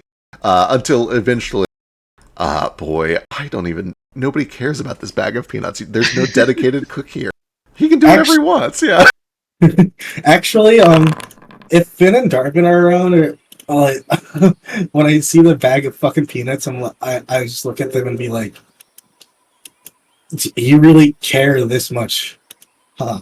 About the fucking dog's request?"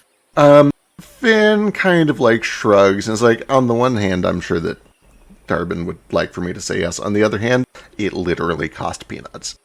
I mean, you had to get someone over to ship it, carry it. This bag's fucking heavy. I'm kind of, but and he, like, looks around. I say nobody cares. This place is crawling. You guys have 2 portals open, including one to Serchun. There are a few hundred people that are gathered, not in this building, but around it, nearby. And a lot of them are like, yeah, I mean, we got a whole group that is doing a caravan back and forth to bring in supplies 24/7. They didn't mind.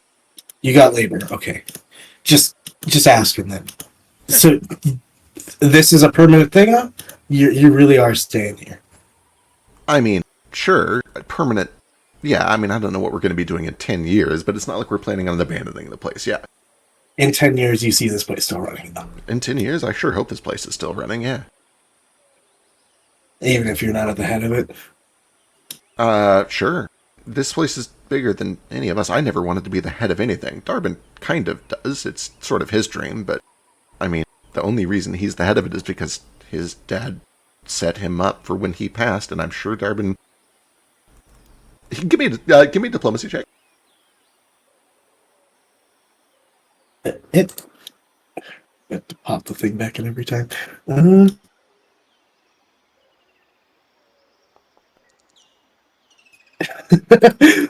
sure Darbin will do the same. He doesn't expect to live forever, and he certainly doesn't expect to run this place forever. Well, find some fucking successors then. I can imagine you want to stay around when you have your daughter to take care of. Yeah, but people were real pissed when you left the first time. Why, you want to run a guild? No, fuck no. I'm saying you prepare that shit. Maybe that's maybe your bud there, and he kind of like nods past you to Narafi. He seems like he'd be up for it. You couldn't find anyone better, but I think he has bigger fish. Yeah, he might. Anyway, that's long-term problems. We're not going anywhere right away. Nah. I'll do my best. You'll see her again if that matters that much to you. Appreciate it. I guess I'll just meet up with the rest of the fucking group. Yeah, the whole group is here. Obviously, it's just the four of you in this session tonight, but your whole party is going over to Avarice. So whenever you guys are ready, Fetch and Sketch are here, Baby Boy's here, Ruko's here, Foster's here. Unless there's anything else you guys want to go or do, or if you're ready to get in the boat. We can ditch these losers and they won't have anything to do about it. They won't be able to do anything about it. In fact, I should know this by now. What ley line are we on at Landfall for ley siphoning? Great. So you guys are very close to the epicenter, and if you were like at Mount Avalon, you could choose. But I think you're far enough southwest that you are on a specific one. Let me see. Map. Ley lines. Yes, you guys are thoroughly in the evocation ley line. Okay, cool. And just so I understand this feat correctly, can I roll, and if I don't like it, then take the whatever the ley line is, or do I have to like decide? Great question. Can you post it for me? Use. Oh, there's a map. Is that in our player knowledge somewhere? That should be in your notes. Yeah, that is under player knowledge and notes maps. Stop asking you this every single day now. It's okay. I have to check it all the time anyway. If you are very near to a particularly powerful type of ley line, you can treat the result of your D8 as if it were the number associated with that ley line instead. So yeah, I read that as you can roll and then replace it. Okay, that's how I was doing it too. I just want to make sure I wasn't cheating. Wonderful. Thank you. Jane gets up in the morning and does a little ley tapping and gets her combat mode spells ready. And... Sorry, go ahead. There you go. That was it. The only preparation Branch does is I'm changing my Pursue lead to fucking Therinifat? What's his name? Thernaliax. Thernaliax is, I guess, General Environment and Army. Not him himself, because we're probably not dealing with him. And just the idea of like cool shit to be found in Pi that can help with fighting and stuff like that. Perfect. I do need to double check. I think you have to have like a piece of evidence to change your lead, but let me go read and see if that's true. I might be making this up. I do. And I was going to ask, can I just go to the fucking library and read about it? Great question. Let's see. You don't need to know the editor, but you do need to be aware of its existence. One potential clue. I feel like knowing, I don't know what constitutes a lead, but knowing that he has the daughter of Finn and Darbin seems for like sure a thing. Yeah, I was completely making shit up. I thought you had to have like a piece of evidence, like a physical object, and that's not a thing. I'm not seeing anything like that in here. So yeah, absolutely, you can make this your lead, for sure. Oh, hell yeah. I'm essentially playing fucking social service right now. You did it. We're gonna go CPS this motherfucking Yep, absolutely. We need to fucking investigate this household to see if it's fit for a child. True. Specifically, I need to see if it's appropriate reading for your child in this house, so I do need to look through all your books. Yeah. Do you have anything about the lake? I heard children love that. We absolutely must not let children get exposed to information about time travel, so I do need you to hand over all your time travel literature. You guys finish up some breakfast, hop on a ship, and begin your journey. Let me update the calendar so I don't forget. Let's see, this is 2 days after you did your I'm going to dream tell you experiment. now, Narafi is as prepared as Narafi is doing Narafi things. So if you need me to spend gold, I will just remove it. Perfect, yeah. Wonderful. Arrives back at landfall. Here, what is this note? Note. Oh, right, that was the thing. Okay, so the 10th is when you guys finally did go to sleep to test all the dream stuff, so add a note. I'm so fucking mad. I accidentally ratted out fucking Rita. I can't say shit. I'm so angry. Dream experiments. All players save note, and then on the 11th, middle of the week, Wednesday, is when you guys set sail.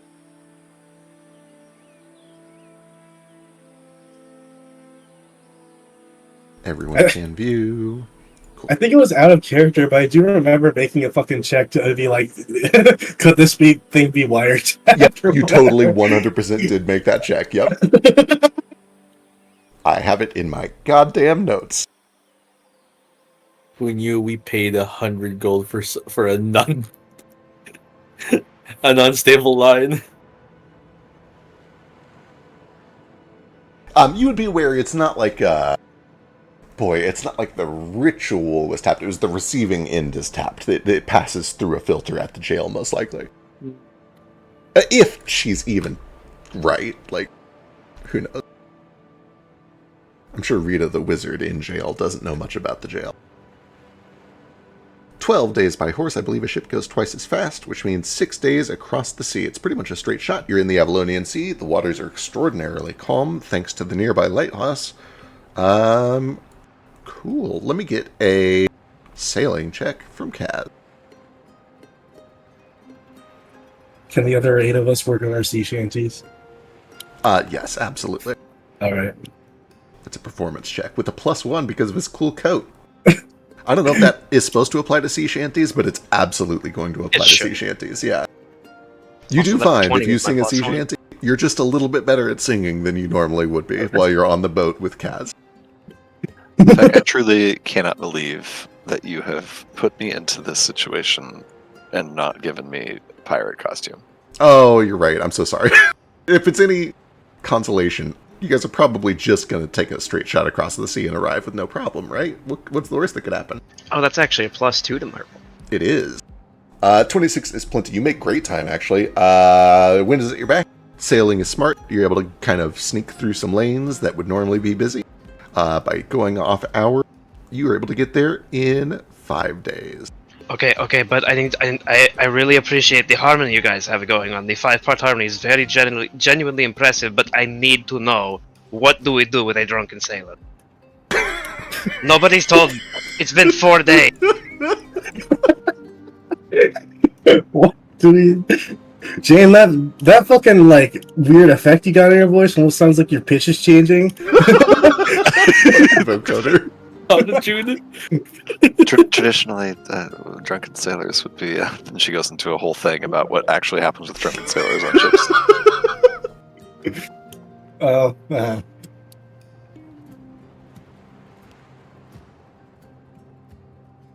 All right. Let's see. That puts it at 1, 2. Did you say 3, 5 days? 5. You arrive on God almighty. Tuesday, Monday the 16th. Well, now what lace? I'm just going to keep the lace siphoning from when I last rolled it. I guess. Hold on, where's the thing? Add new note. Party arrives in a little quaint fishing village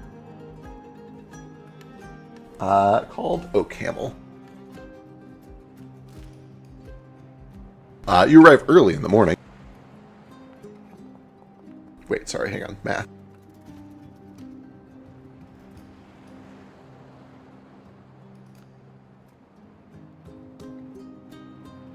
We arrive early in the morning. Early in the morning. Early in the morning. early in the morning.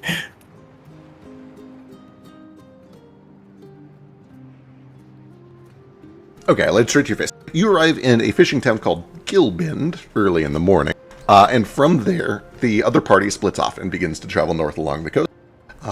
You guys can do whatever you want, but the straightest shot to Pi is just down a road that travels west into the forest. I assume that you just take the road. Straight up. Also, who has the seed that we're planting? Is Great this that question. mission? That is this mission, yeah. I'll say I take it. It's fine. Perfect. Looks right. Do you know anything about gardening, big guy? Doubled. All right, Robbie. Like olives.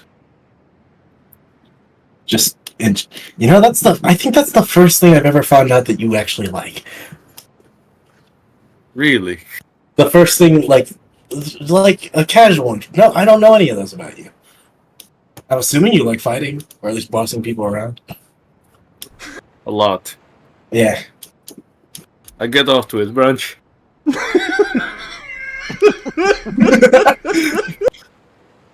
It's the only way I can come. Man, I didn't expect you to actually admit it. Like, it was pretty obvious. Okay. So, yeah. Or sorry, keep going. No. We're done. As you arrive in this quiet little fishing village, there is just a little wooden shack right off the harbor where you will need to kind of register your boat and everybody that's coming and going. It's basically a very small customs office. While you are there, you look around and see a largely human population, the occasional mix of elves and dwarves, and all the other races, but it does seem to be very human-centric. With the exception of the nobility, there are a handful of knights stationed throughout the place, including one here in this building, who seem to be almost exclusively dragonborn. Heavily plated top to bottom, behind this big, thick mask. You can kind of hear breathing resonating off of the metal as he watches silently throughout the entire ordeal. They get all of your names. Does anybody do anything weird? Do you give false names, or you just kind of like go through the motions? I don't see Bradley Church, so I'll just say Branch. Understood. That's good enough. They take Narafi. Narafi. I won't give my last name. I'll say Kasabian? Kasabian. Yeah, I'll just give my real name. It's fine. None of them do anything weird. They just write down your names. They take a pittance fee. It's probably like 5 copper pieces. They probably spell my name wrong, so I got that going for me. That's true. They probably do just write Jane instead of Jansha. Or fuck up Jansha, one of the two. As Full armor. they are kind of taking down your names and taking a small fee, the book clerk does kind of say, are any of you spellcasters? Jane nods. Pretty much just cantrip. Wonderful. Well, within the bounds of avarice, you are not. I must stress very clearly, unless you are of draconic origin, there is no spell casting. Hey, do I count? Do you cast spells? No, I mean, if I did. Are you a dragon? Same species, I guess. The you Jane notice has an that, aneurysm. yeah, you notice that the knight kind of like tilts his helm a little bit over towards you. And you know what? Actually, I'm going to do it. This is the thing they're good at. There is just kind of there's this cold, icy stare from behind the visor. What's your will DC? Mm-hmm. Oh, hell yeah. You can decide how your character feels at any given time, but effectively you're frightened too. It becomes painfully clear to you when this knight finally like snaps out of their stoic, rigid, on-guard pose and like just snaps their helm towards you.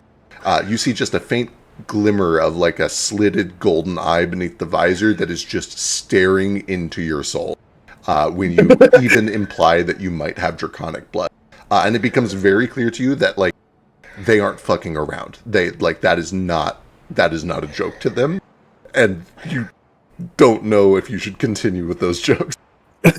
Rafi breaks attention by asking if squirrels are allowed, since it's not really their magic. Squirrels are fine. Anything that was conjured or created by magic is fine, so long as they do not need continued magic to survive. We're here to attempt to repair the landfall window. That might require spellcraft. Is that all right? The clerk kind of looks over the shoulder, and then he pulls out a book and starts to thumb through. If you are performing a service for a dragon, or somebody who's been appointed by a dragon, you can deal with that when you reach Pi. You'll want to speak to somebody at the customs office there. All right. Officially, no magic. Oh, sorry, clarification. We're not in Pi. This is the whole last nation of Avarice. Correct, the whole ass nation of Avarice, yeah. Wild. Okay. Yeah, dragons. I'm just a lowly fucking lizard. I'll just make sure these guys don't break the rules either. And also, Jane, you're studying Arcana, and I think you're also good at society. Is that true? Yes, I am. This would be known to you, especially because this is like the birthplace of arcane magic. Arcane magic was invented by dragons, and they don't like other people doing. They can't enforce that outside of their own nation. But in here, if you're not a dragon, you don't cast magic. Like that is theirs. I also speak Draconic, which I understand to be a no-no as well. Absolutely, you would know very well. Do not speak Ramasek in front of anybody. Oh yeah, Ramasek. Thank you. All right, Yep. Cool. Good to know. Not Pirin or Taspin, yeah? Pirin is fine. Pirin is like watered down Ramasek. It's what you're allowed to Okay. talk. Yeah. Taspin is the Tiefling language. Correct. Yeah, that's way over on the Western Wildlands. Yeah. And Taspin is the language that's allowed. Yeah, Tespin's fine. I mean, Pirin is the Draconic that's allowed. Correct. Yeah, Pirin is watered down Ramasek. I prepare a spell. Understood. Perfect. Also, you know what, Jane? Go ahead and give me either Arcana or Society here. I'm going to see if there's a little more that you should just know ahead of time. My Arcana is better than my Society. Is one of these a better roll? Arcana would get you good results. Yeah, it's related to the practice of arcane magic. 16, solid. You would understand, it's not like there is a nationwide magic detection spell. That's crazy. That's like simply impossible. There are people that look for magic being cast. You assume that there's probably some sort of... You wouldn't want to do it in front of this knight, is what I'm getting at. Right. There probably are places where they have magic detection spells active. But like if you're in the middle of a cornfield, they're probably not going to know if you cast a spell. Okay, makes sense. Cool. Anyway, they are able to get you all checked in and send you on your way without incident. And you begin to continue down the road. Let me get an extremely easy survival check to walk along a busy road in a civilized place. Got that. This It's is got survival. basically just a don't roll a 1 check. Mine's -1. Society. Survival. Survival. Extremely easy survival check. I can't even find the survival on my sheet. Okay, I have a +0. You're fine. You're good. Yeah. All right. You guys begin to travel for a good bit. You're able to get about 6 or 7 good, strong hours of travel down the road towards Pi. Let me see how far this is by horse. It's like 3.5 days by horse, which would be about 6 days by foot. I will throw out there, if you guys, you can probably rent a horse if you want. Or rent horses, I should say. And if you guys want to be responsible for horses. Are they magic horses? Not for you guys, no. I probably go there immediately. It's like, okay, we're going somewhere far. I need to rent a small caravan. Perfect, excellent. Oh boy. Something stealthy, though. If it's just horses, that's the stealthiest. That makes sense. Okay, so do you say you just want a caravan, or are you looking for a stealthy mount? Well, how far are we going? You're traveling 3.5 days by horse. Well, it's just like a stealthy mount. Something quick and easy. Because we got stuff to do. That's not really on the books. Okay.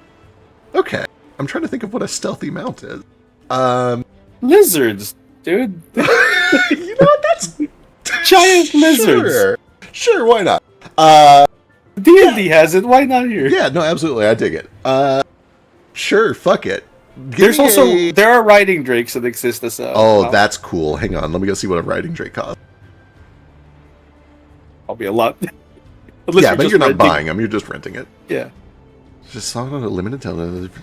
Oh, sick. Oh, it breathes fire too. That's cool. Yeah, Drakes.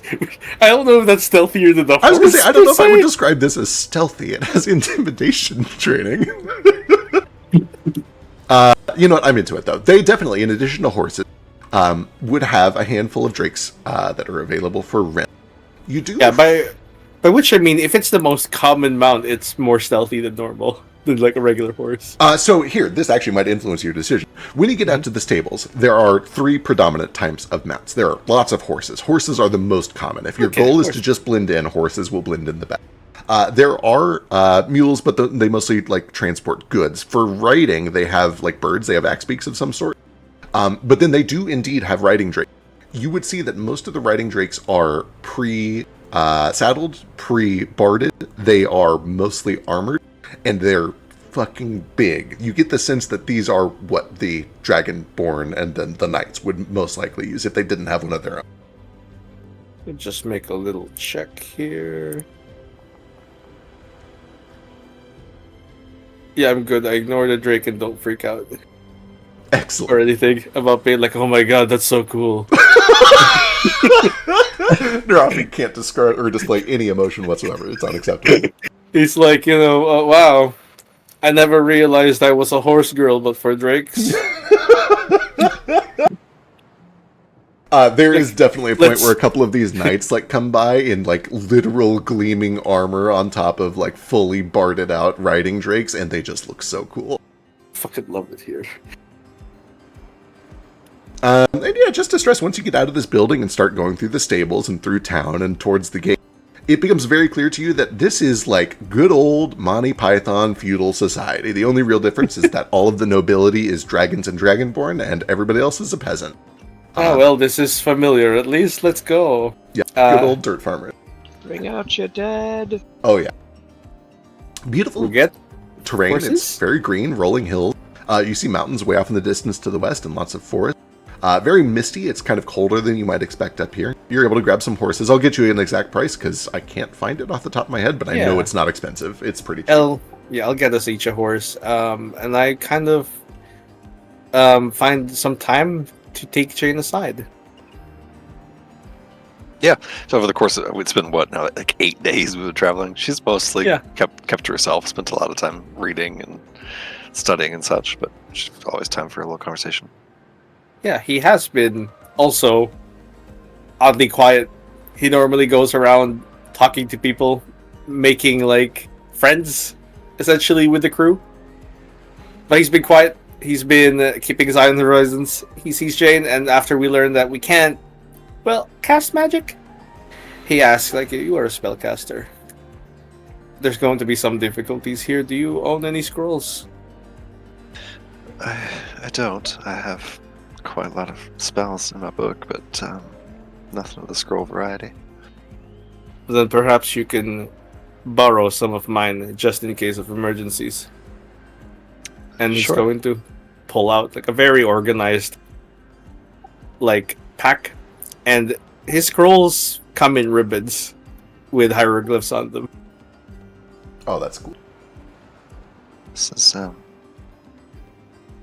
gotta admit, I've got a soft spot for a well-organized stack of papers. This is quite the system you got here. It's the only way I function. Two of a kind in that matter, I guess.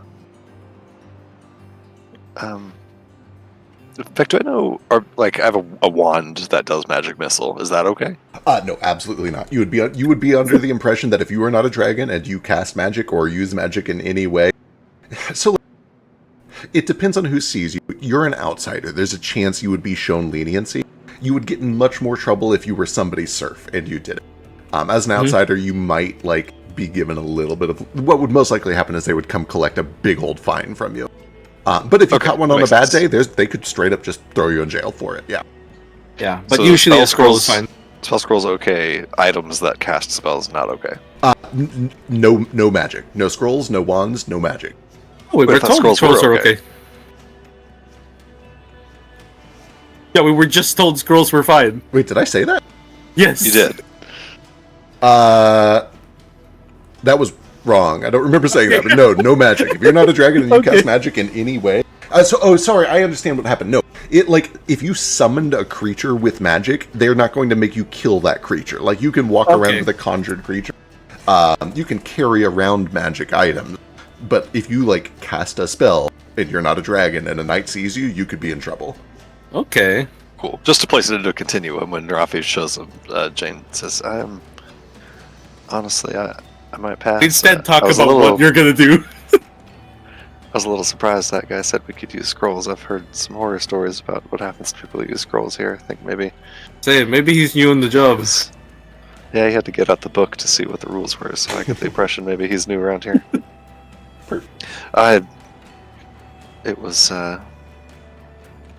It took a lot of doing to learn Ramasek, just even the language, let alone... Oh, you know the language.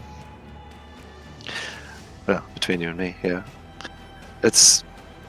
Dragons are fascinating to me. They're the first mages, the first casters. They created magic. I don't think it's their right to keep it to themselves or try to, but I mean, it is.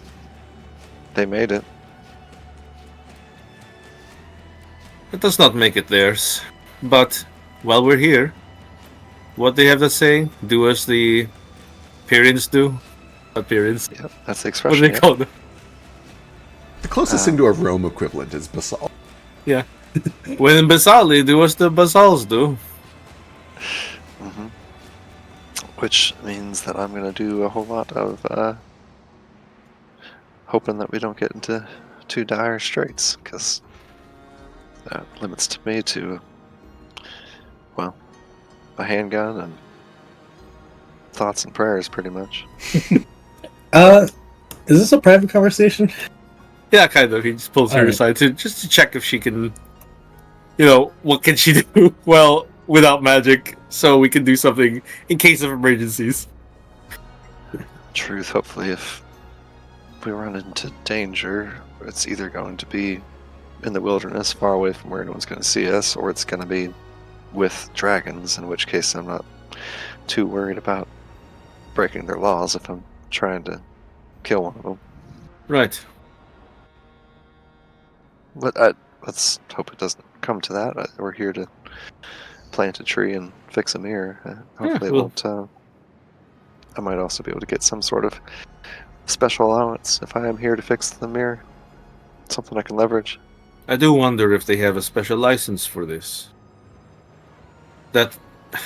Can we even trust anything that guy said?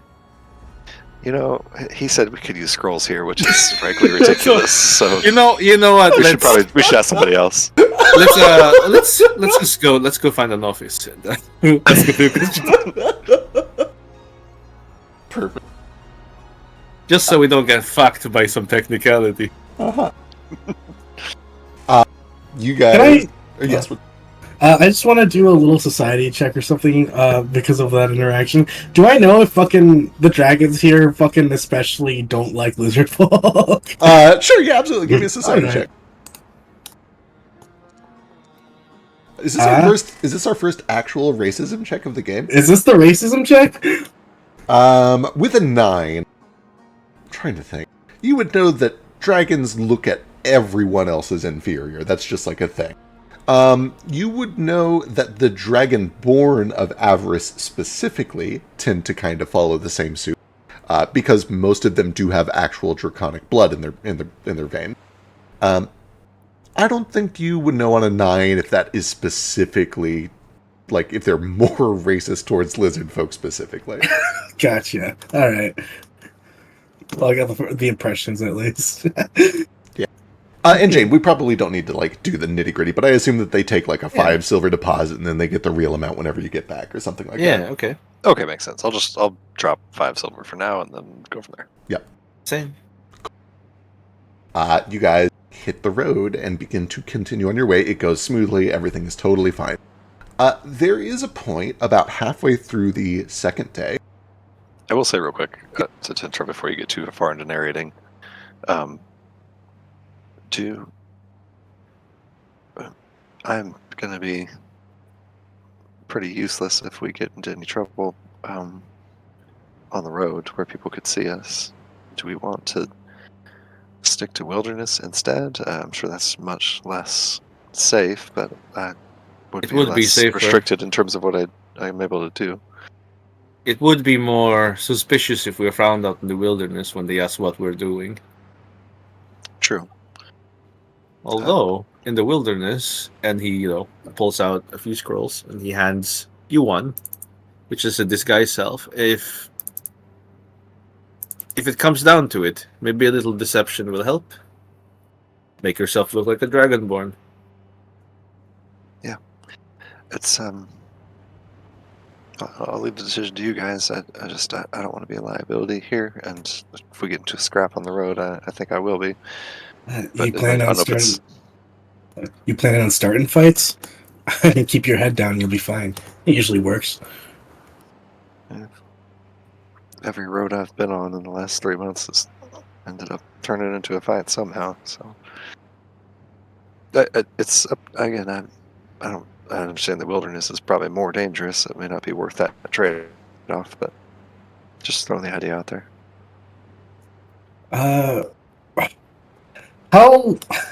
How dangerous? Can we do like a fucking which one's more dangerous check? Well, This would also be society to just know like how dangerous is the wilderness of avarice. That feels like either society or maybe survival. Gotcha. Ooh. 12, certainly not as dangerous as Eden. 14 is pretty well tamed. It's a very well-developed feudal society. There are forests that have monsters in it for sure. There are caves that have monsters in them, but if you stick to like the plain, there might be some big birds at some point, but you get the sense that this is a less dangerous wilderness than Eden or even Wexus has. Much less dangerous than Eden for sure, and a little less than Wexus has.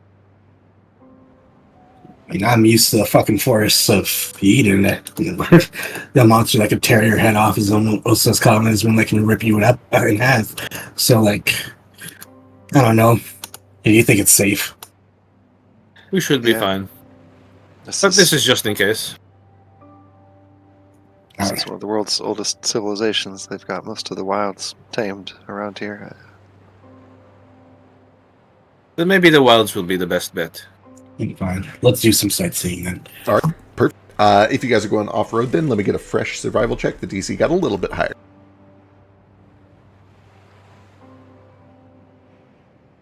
I've recommended this idea, and I'm totally incapable of helping with it. That's on Kaz. Don't look at me. Help. I'll help him with my esoteric lore. You guys are fine. Kaz is great at this. Sorry, Kaz is amazing. Perfect. Honestly, like I say, you're going off-road. You're still, for the largest part, just kind of going over these rolling grassy hills, this kind of beautiful terrain. There's a little bit of rock every here and there. There are some places where you have to come up to get around some like short cliffs to get up to the next step of elevation.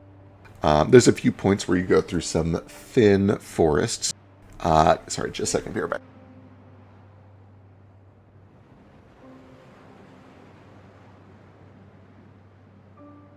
No magic. I'm in hell. We don't have Jane's mind for coming here. I have a pistol, and that's it. No, I still want to come here.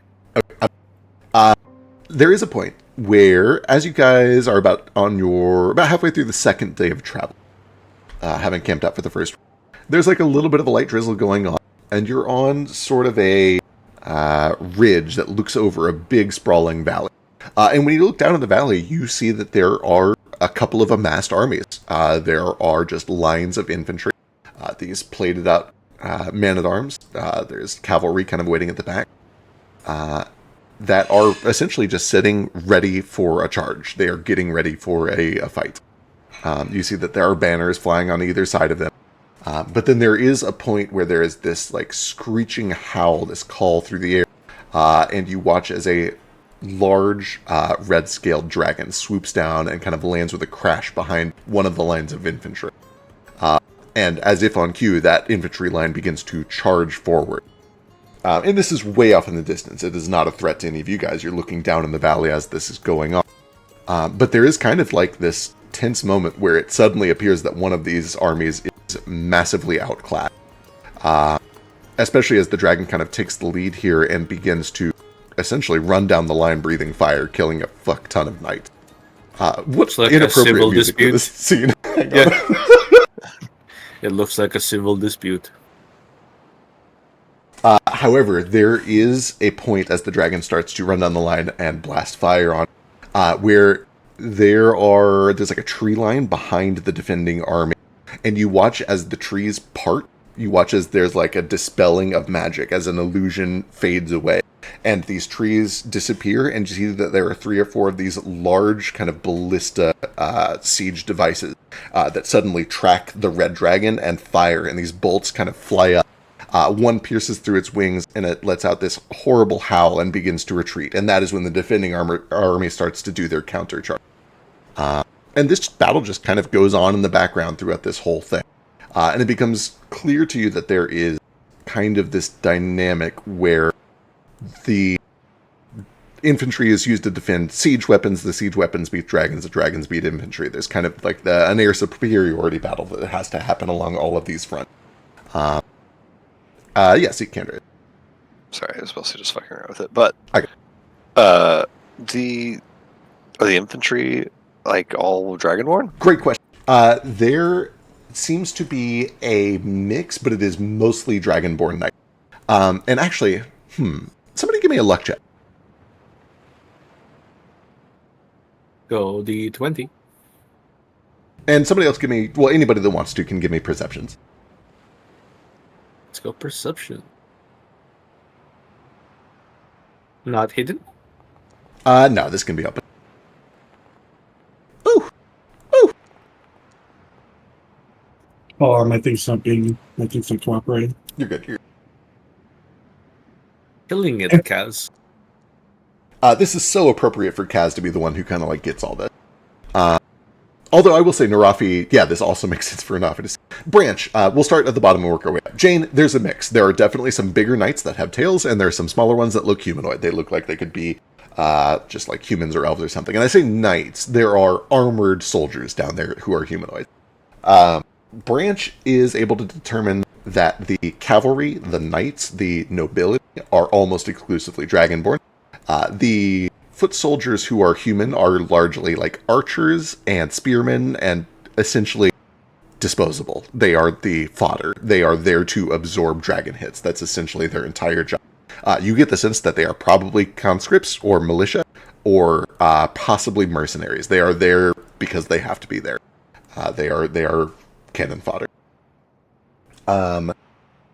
Let's see. Narafi gets the same information, but you would also be aware that the people operating the siege devices are all also Dragonborn, and that is largely because they operate with magic. They have to. And then, Kaz, you get just a little bit more here. There is a point where it's very subtle. A dragon seems to just kind of come from nowhere, right? But Kaz sees it happen. You just happen to have your eyes on it as it is going on. There is a knight who just looks like a regular Dragonborn knight who finds himself kind of in an awkward surrounded spot. They're about to be rude. And he bursts the armor off and turns into a full-ass dragon right there on the battlefield, takes to the sky. And he throws a line of acid out and just melts through a fuck ton of knights that are right there. But then he immediately splits because as soon as he reveals that dragon form, a bunch of the artillery nearby start to train the ballista on him. But it becomes clear to Kaz that, like, some of those knights are not just Dragonborn, they are full-ass dragons pretending to be Dragonborn knights. And it's not clear how many of them there are or why they do that, but you do see at least one instance of that happening. But this goes on for probably a good couple of hours as you guys wind your way along this cliffside. It's in the distance. Just off in the distance, yeah, it's kind of just a backdrop for your little travel montage. There's war happening here. You can see way beyond them, there's like a castle that appears to be under siege. It is a war-torn country. There's a bunch of houses. They're all kind of fighting for territory here. But none of it becomes an immediate concern to you. They seem too distracted, doing a war to give a shit about a couple of travelers on horseback. We're like, the wilderness might be safe. Oh, right, there is a war going on. Yeah, for what it's worth, you see this along the major roads, too. Like, the knights pick whatever the most appropriate battlefield is, and that's where they do battle. There are places where even if you had chosen to stick to the main road, you probably would have been forced to either wait, stop, or go through the wilderness anyway, because there's a fucking war going on the highway. It's a good thing we didn't go through that highway. They're probably scaring off the local wildlife, honestly. Not good for us. True. You know, this might be the worst fucking place I've visited so far. Everything here seems shit. There is a point. Sorry.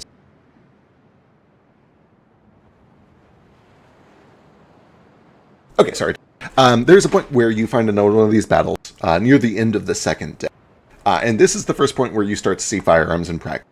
And essentially, that army mops the floor with the other. Until the cavalry begins to charge and it evens it out. But it is noteworthy because this army is bearing purple. Let's see, what is the crest? What are their flags? What's their insignia? Purple banners with 2 black fangs straight down the middle of it. Whose banner is that? Do I know what that is? Double checking. Let me get society check. Sorry, frantically digging through notes and eating dinner. You mean esoteric? True, that could be esoteric. -2.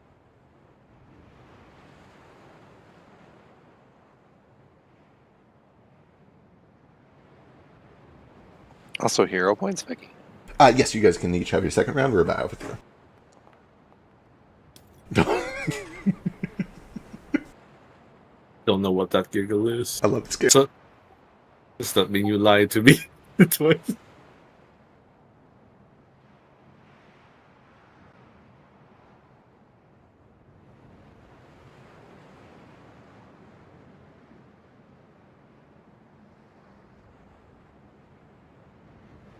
Naraf, you are... Well, here, let's start with Branch and work up. Branch, you have no idea what this is. Jane, you did a little research on your way over. You would understand that this is the banner of Thrnaliax. This is Thrnaliax's army, or at least part of it, or at least somebody that is under his vassalage. Narafi, you know that there is a little bit of symbolism behind 2 black fangs. That very frequently is associated with lycanthropy. What? That's a weird dragon. Doesn't say them. But again, that is all just kind of happening in the backdrop. Eventually, as you can... I'm sorry, what did I get on a 18 there? You know that that is the banner of Thrnaliax, which means that is Okay. either part of his army or it's potentially one of his vassals or somebody that is flying his flag. Okay, cool. I will share that information. The takeaway is that his army seems to be very well equipped. They have modern equipment. Very well equipped and not currently with him, so we got that going for us. Yeah. He's definitely got more than 1 infantry. He's just not going to leave his entire house undefended. Is it super clear that that side is going to win whatever battle they're currently in, as we watch for a little bit? Boy, what would that even be? A society check, maybe? Perception? I'd take either one.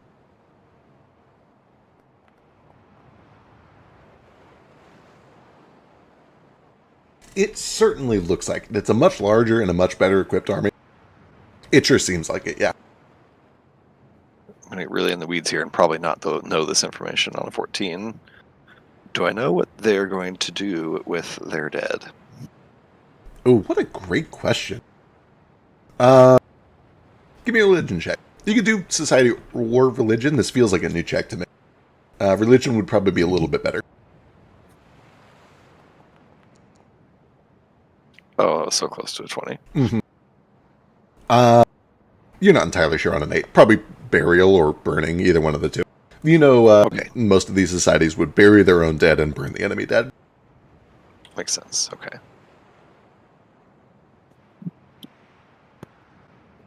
Do you think the fucking lizard and lion know what they're up against? They talked about slitting throats when they when they be able to get here. I'm not sure if they're going to be able to. Yeah, I would think that they know that they've dealt with it, but it's seeing something like this Sure makes it seem like not an enemy that I would want to make. That's why we do not make an enemy. We go behind the lines somehow, close to the mansion. Was it a mansion or a castle? It is a whole ass cast. Yeah, close to the castle. How close, I wonder? I said just plant the seed in the general vicinity and they'll handle the rest. I mean, we're Alright. still getting paid no matter what, probably. But they've got another bargain to hold up for us. Yeah, they didn't give you a specific distance, but they essentially said they want to be able to pop in, do the mission, pop out in one day. So, like, presumably no more than half a day's travel or, like, a few hours travel. Still, I just mean, they can be as successful and stealthy as they want to accomplishing this mission, but when the mission is done, still made an enemy. They were being really fucking wishy-washy when it came to telling us the consequences of doing this. I don't know. I'm gonna be gone when that probably comes to it anyway. You're not sticking around either, I'm assuming. No, you're right. I guess I'm not. Then there's nothing to worry about. Eventually, you start to see a pretty large summit, and you are aware that the road heads up that way towards Pi. It is starting to get very cold, very misty. You're climbing altitude pretty quickly. Actually, at some point, I do want to, while we're traveling, I do want to take Jane aside and be like, "You're good at doing research." Yeah. I like to think so. All right. You read up on this place before we went out. I did some light stuff, but didn't find much. Oh, in fact, what do I know about Pi? You can give me a society check. Do I get any sort of boon for knowing Ramasek? I'll give you a +1. That seems reasonable. With a 14, you know that Pi is the capital. It is a very large, mostly stone construction city at the top of a summit. It's got sort of a chill environment. It's usually kind of misty, even during the summer. In the middle of the city, there is a large mountain that goes way up into the sky. It's usually snow-capped, even in the middle of the summer. And that is almost like a second upper city. That is where most of the dragons reside. There's, once again, a very literal class divide between those who live down below and the dragons who live up top. You would also be aware that there are 6 tribute towers spread out throughout the city, where people essentially bring tribute, tithes, donations, not donations, but taxes, hoping to earn the king's favor. More than any of that, though, on a 14, you're under, you fully understand. The king is dead. The king was assassinated 3 years ago. I'm trying to think how much you would know on a 14. You probably don't know all of the details, but the king was assassinated 3 years ago. This sparked a civil war as a bunch of people are fighting for the throne. And as a result, the city is kind of like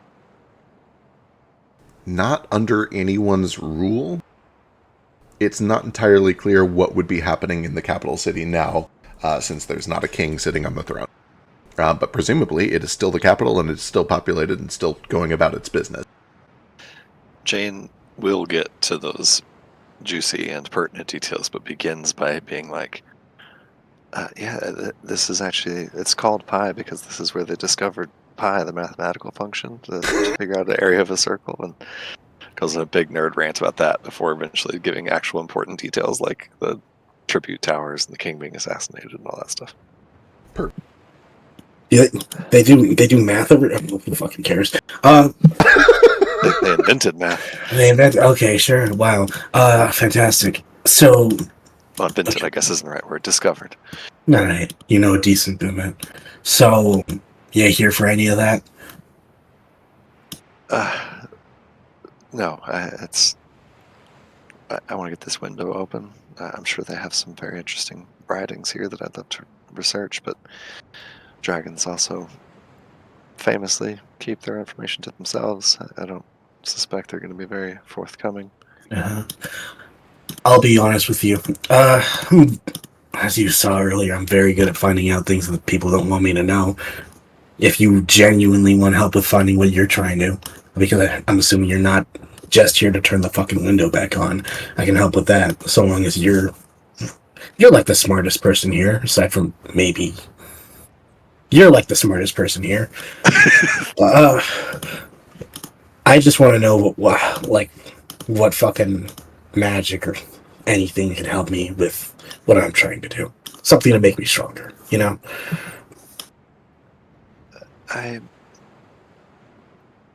What exactly is it that you're trying to do? I don't know. You were around for the Latian conversation, right? I don't think I was, but we can say I was because I was listening out of character. I think you've talked to Kaz about it at least. That sounds about right. Yeah. I was still parsing what I know and what Jane knows, but I think Jane knows about at least some of that stuff. Gonna fucking kill Lache with Kaz. I'm not equipped to kill a demigod. I was hoping to find something here. Right. Well, if there's anybody that would have those answers, it would be dragons. Yeah. I'll do what I can to help you find what I can if you can help me too. In truth, I think what I would be asking you to help with is a bigger ask than what you're asking me. You're just asking me to do my favorite thing, which is research. Thranaliax, and she kind of looks over towards the purple banners with the black fangs. That dragon. He has Finn and Arbin's daughter, but in truth, that's not. I'm happy to help them. Fair trade for fair pay, but he also has a tome, a book that apparently has some information about time travel, about how dragon gods have apparently achieved it in the past. That's my main interest here, is a book that Thranaliax is holding on to. I have no idea how I'm going to get a hold of it, but... Is this what you've been interested in the entire time? Time travel? Yeah,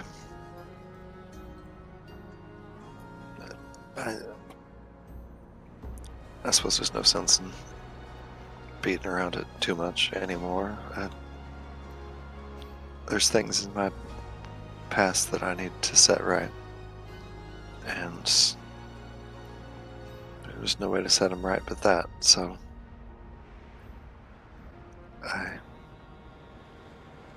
that's what I gotta do. And Branch kind of fucking lets out a a little chortle and is like, I mean, good luck with that. The idea sounds more far-fetched than anything that anyone else out here's told me about. Their plans involve time travel, really. However many hundreds of years ago, someone building a city like that would have seemed just as far-fetched, and hundreds of years later, magic itself would have seemed impossible. Everything's impossible till we do it. Who's done it yet?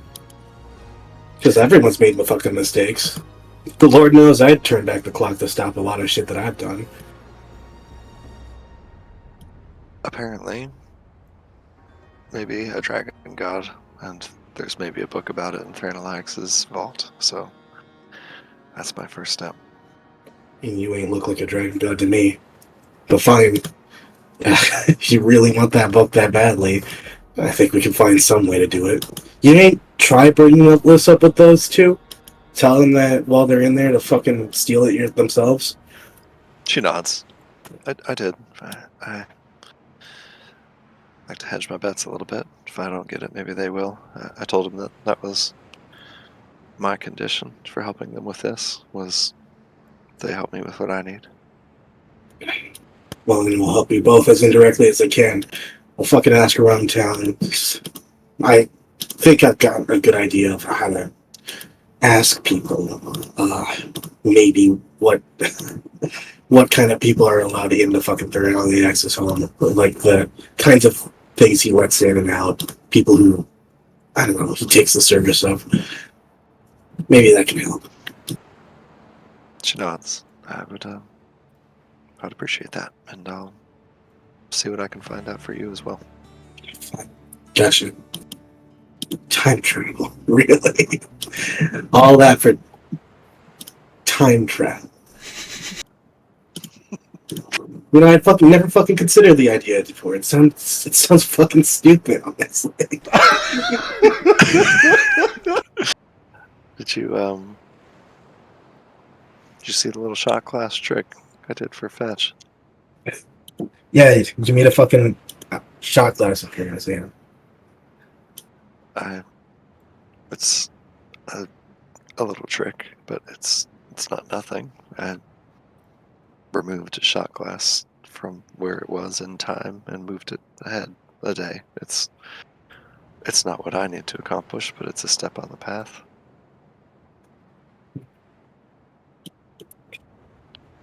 Right. So, help me wrap my fucking brain around this. What is time travel? Like, when you fucking do it, will you still be here? Will I still be here? She kind of crosses her arms. Says there's a lot that we don't know, a lot that we don't understand. I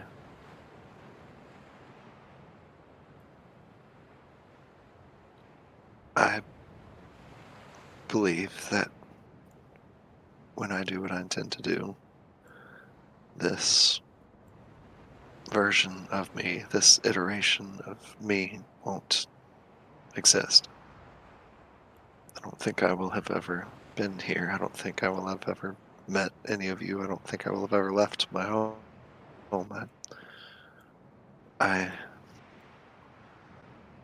have to understand, none of this happens. She gets kind of like chills on the back of her neck, saying verbatim what she said to Petra before shooting him in the head in that cave. None of this really happens. None of this. All that. For me, I don't have any reason to think that anything would change for anybody else, except for just in as much as I affect other people. Well, maybe you'll find the information on how to fucking kill Lana Echelante from someone else. Seems like if your plan goes without a hitch, it's not going to help me at all. Maybe. There's different theories. There could be timelines as well. It doesn't have to be one unified timeline. It could be that the moment that I go back into the past splits us into two different possible universes, where one where I went back and one where I'm still here. Again, we don't know. It's all theory. It's all make believe until we actually try it and see if it works. So you admit it? It's fucking make believe. You're living in a fucking pipe dream. Like I said, everything's impossible till we do it.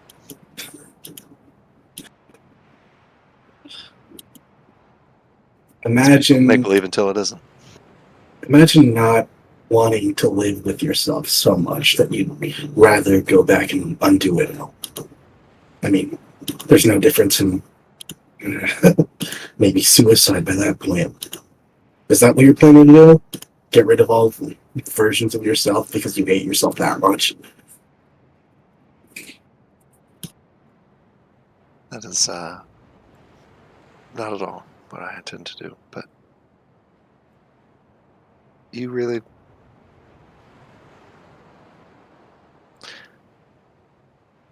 There's nothing from your past you would change if you could. Well, there's a lot I'd change from my past, but I know that's not fucking possible. I know how to then we'd all be doing it. No one would have made a mistake in their lives. I'd still have my arm. I probably wouldn't have been working for the Church of fucking Edis for 7 years.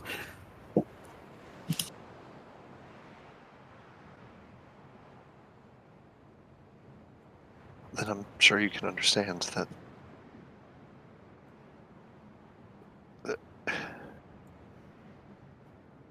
there are things that we didn't think were possible 10 years ago, 50 years ago, 100 years ago that now we know, and there's no reason to believe that this isn't the same way. Oh, all right then. Sure. Find your little book and go back in time. I'm assuming Petra won't be dead once you finish what you plan to do, right? The whole encounter won't happen. She, with like a very straight face, says, "That's right." All right. Wow. I'll help. And if it is at all possible, why not just clue me in? Show me how it's done. I know I'll forget once you're gone, but maybe I can fucking use that too. I don't believe for a second you'll succeed, though. If it's any consolation, if this works, you'll never have to meet me. Sounds like a good deal. But in the meantime, I do still think we could be useful to each other.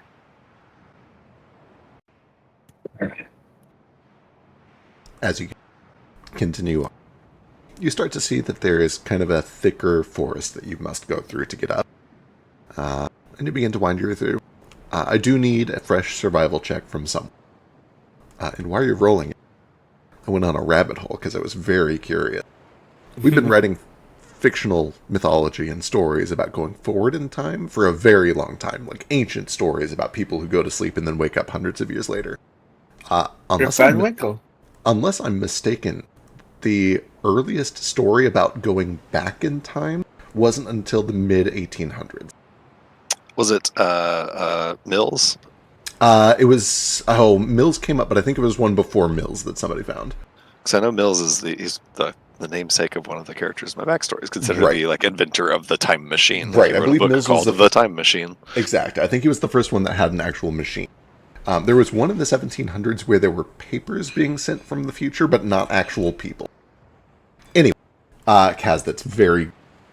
you guys are able to continue on your way for a little while, and eventually you find the ruins of a city. It looks like there was a small, like, logging camp out here. Calling it a city is generous. There's a little settlement. There's probably like 20 total buildings, most of which are just like little homes or a logging camp.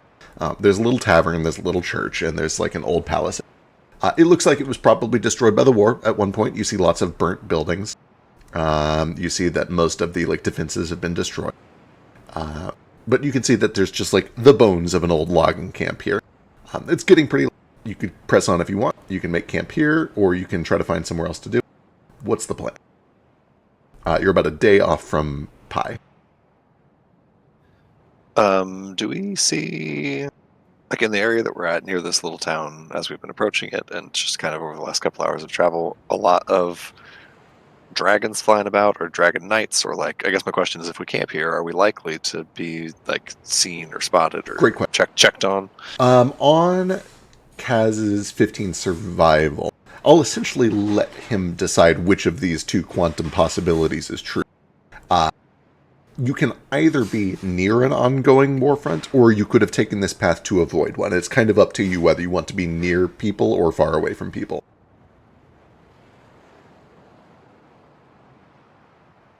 I assume you want to be away. Yeah. Yeah, probably far away. Then yeah, the reason that you took this path is because you're avoiding an ongoing war front where there's a lot of traffic. This kind of avoids a lot of that. You're in dense forest. You do still hear the sound of dragons flying overhead every now and then. Probably every 3 or 4 hours you hear a distant screech, and sometimes you hear them like going right overhead. But even then, you're under forest cover, which means there's not great visibility from there anyway. The town itself appears to be dead. It is totally deserted. Okay, cool.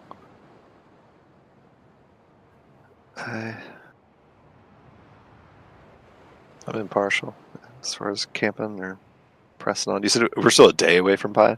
You're about a day away from Pi. This is the end of the second day of travel, yeah. Oh, okay, so we need to camp one way or another. We're just having to Correct. camp here Yep. or not. Right. Well, it's more trust- defensible here. So I'll trust Kaz on that. He seems to have done this route check. I'll just say, get the sense I should be able to use my magic out here without anybody noticing. Can I do just to make sure, do a quick pass with detect magic and or identify magic if needed, and just make sure that there aren't like wards on this place that are going to automatically detect magic? For sure. I will throw identify magic is not magic. Detect magic is magic and would theoretically trigger. So Okay, good point. go and start with an Arcana check to just identify magic first. I hate this place so much.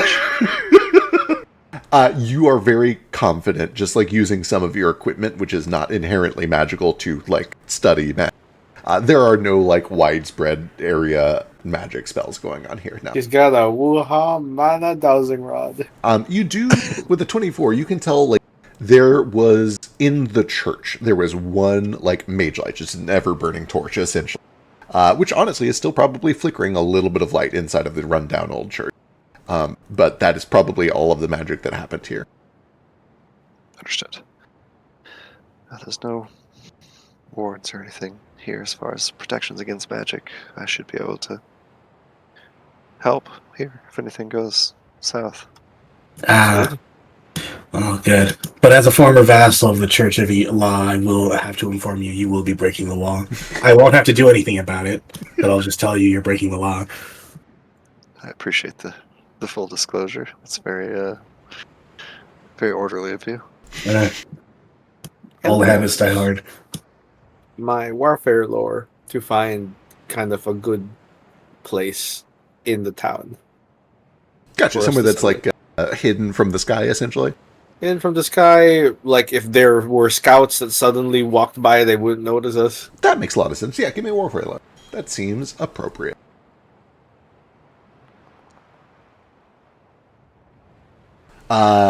With a 12, you would know that like anywhere within the wall would be protected from nature. If you're specifically trying to avoid... So I'm going to give you two angles here on a 12.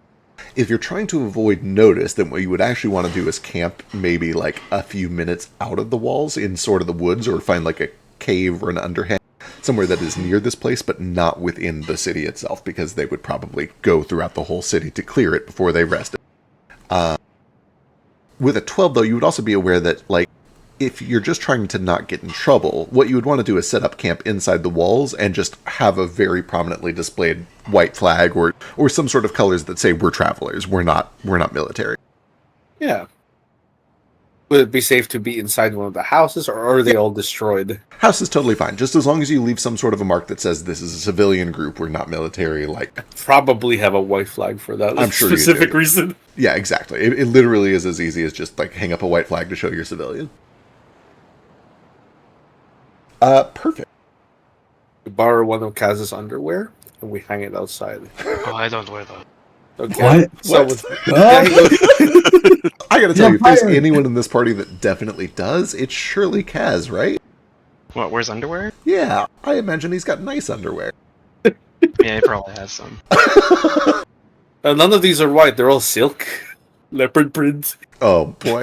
Yeah, we got...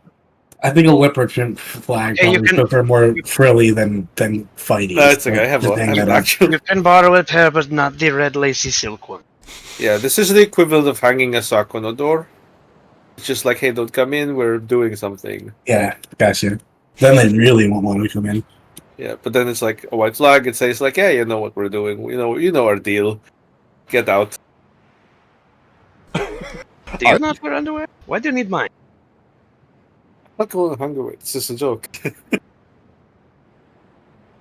Why? How many underwear do you have? And now. No. I hang up white flag. Okay, perfect. You guys settle in, and begin to sleep. Narafi, I'm near like a window. Arms Perfect. are crossed. yeah, perfect. There's like, you You could either be in the church, although there's never burning torch that never goes out, or there's like a tavern right next to the church. What's it like here? Is it cold? It's We pretty don't need a misty. fire? Yeah, you would probably want a fire overnight. There's a hearth in here that presumably still works. The building is like not in great shape, but the hearth is just stone. You could start a fire in it easily enough. Yeah, I imagine it would make fire at the fireplace. It would make smoke, rather, come out of the chimney. That is true. It almost certainly would. But, like, if we find, like, just a bunch of blankets in this tavern, it should be just... Absolutely. It looks like this place was, like, caught in the middle of a battle and abandoned very quick. So yeah, there's just, like, tons of beds and bedding. There's straw mattresses. There's lots of, like, blankets. You can absolutely just pile up under some blankets here. Just out of boredom and curiosity, I'll just kind of poke around and see if I find anything interesting. Sure. Give me a perception check. Oh, That no. tracks. You find a negligee, just your size. What is this doing here?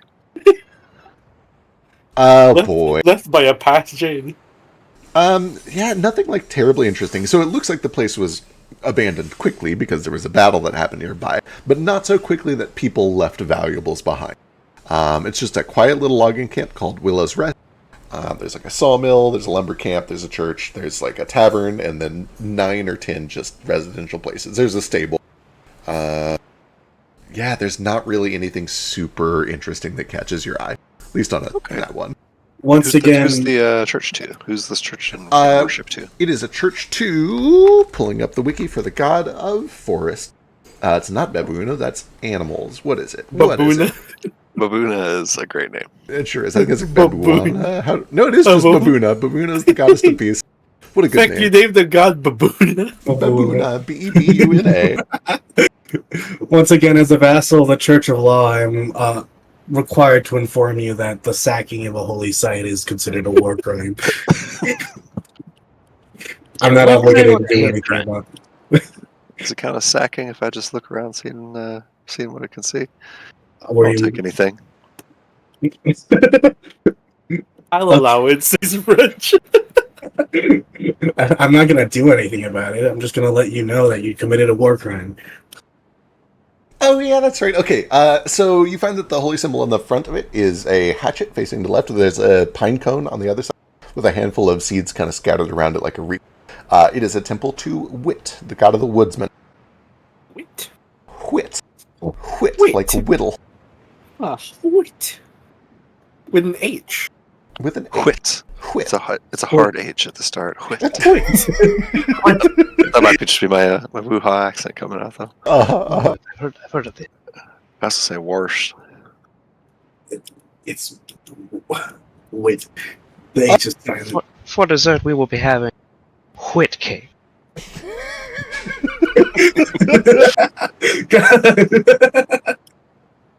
Actually, so that being the case, we're doing some on-the-fly world building here. So because this is a temple to Wit, that means that the graveyard, over each of the grave markers, there's actually a little sapling that has been planted.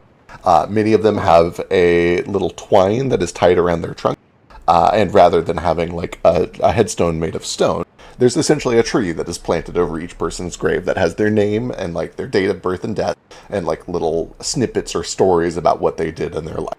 I like that. Cute. And you also, let's see, yeah.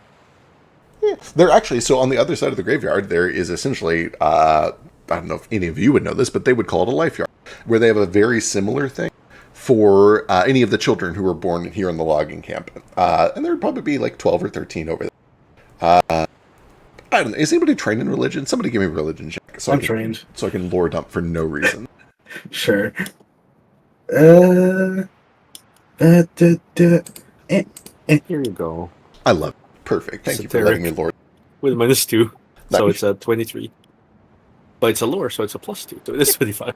Nuroff would be well aware that it is kind of a tradition for the disciples of to plant a tree when somebody is born.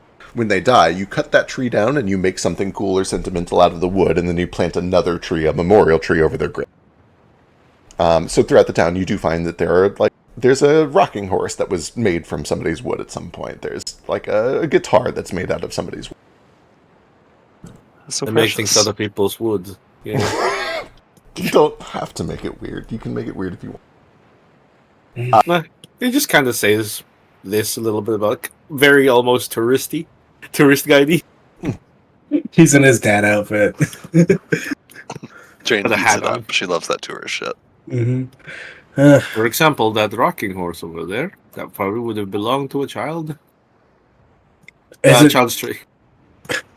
Jane's straight up taking notes. Does the fucking god of the forest interest you? Well, people interest me the way their traditions, their cultures. Not the gods, really. Amen to that, I guess. Hey, I Kaz. don't think I've ever been to.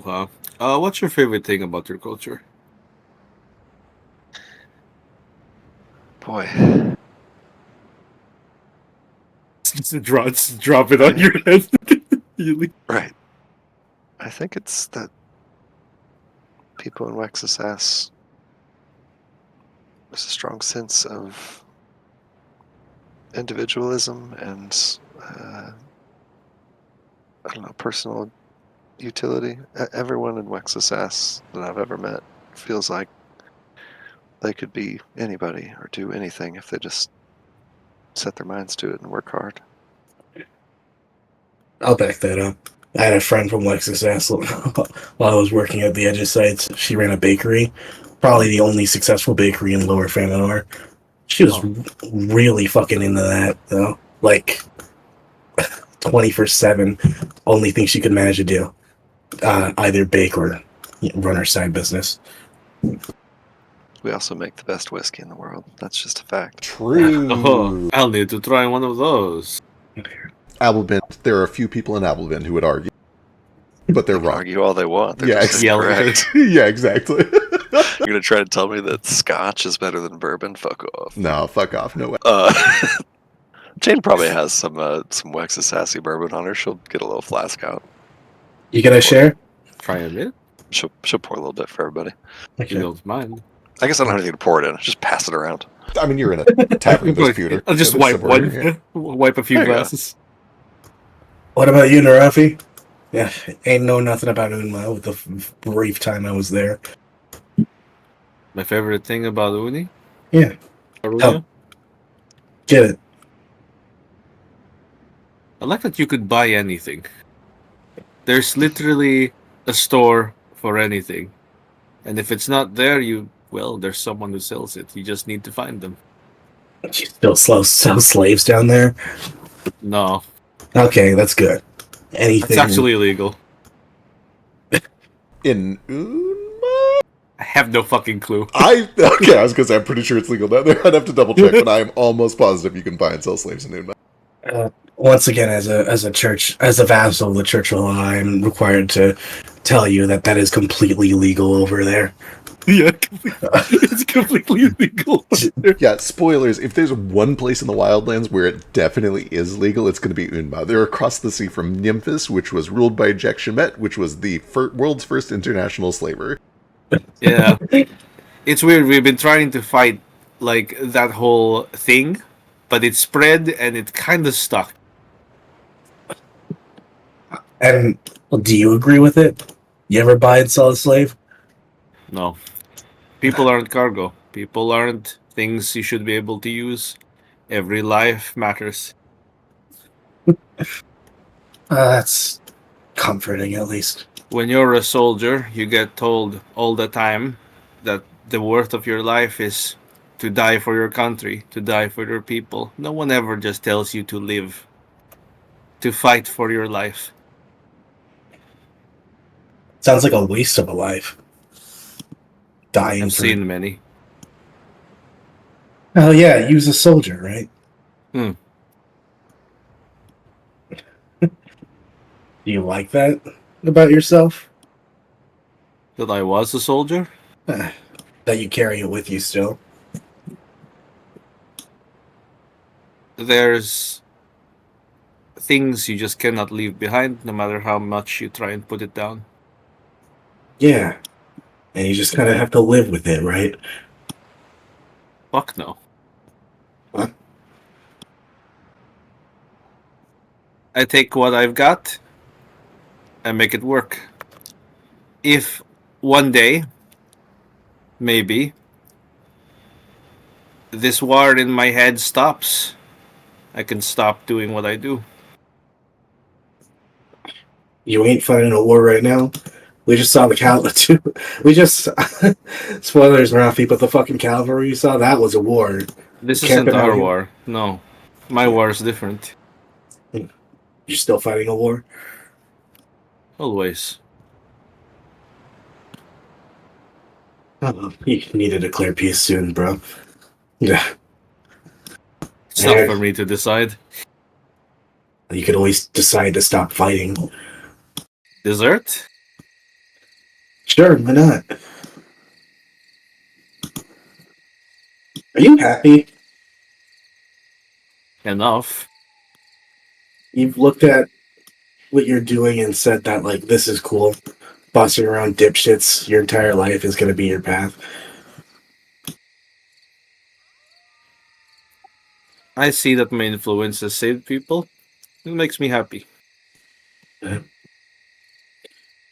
And there's going to be at least some point where you fuck up, right? You think I don't fuck up? I haven't seen it yet, but you're going to one day, right? I've fucked up many, many times. Name one. He thinks back. I had a friend back in service. We. More of a rival, yeah? Yeah. There was a woman there with us who he very much fancied. She had eyes for me.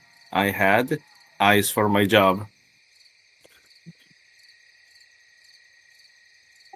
And she'd follow me to all of my missions. She'd volunteer. She'd be happy whenever we were in the same squad. And whenever he was in the same squad and saw this, he would get angrier and angrier because, when something you've wanted your entire life is dangled in front of you and you see someone else just pushing it away, it makes you bitter.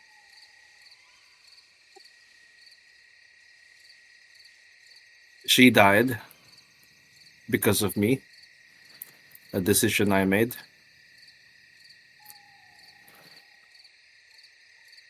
It could have been avoided, but war is unpredictable. You make mistakes when your head is not where it should be. When you're thinking of something else, when you're scared, when you second guess yourself. My rival became an enemy. Betrayed me in the fight. And because of that, I lost even more people. And from that, I learned that I had to be more sensitive toward the feelings of other people around me. I had to see what they felt. I should have just said no. I should have just said he could have her. I don't know. Maybe I should have just said I wasn't comfortable being in the same squads as her. Because she would be distracted, or because I would be distracted.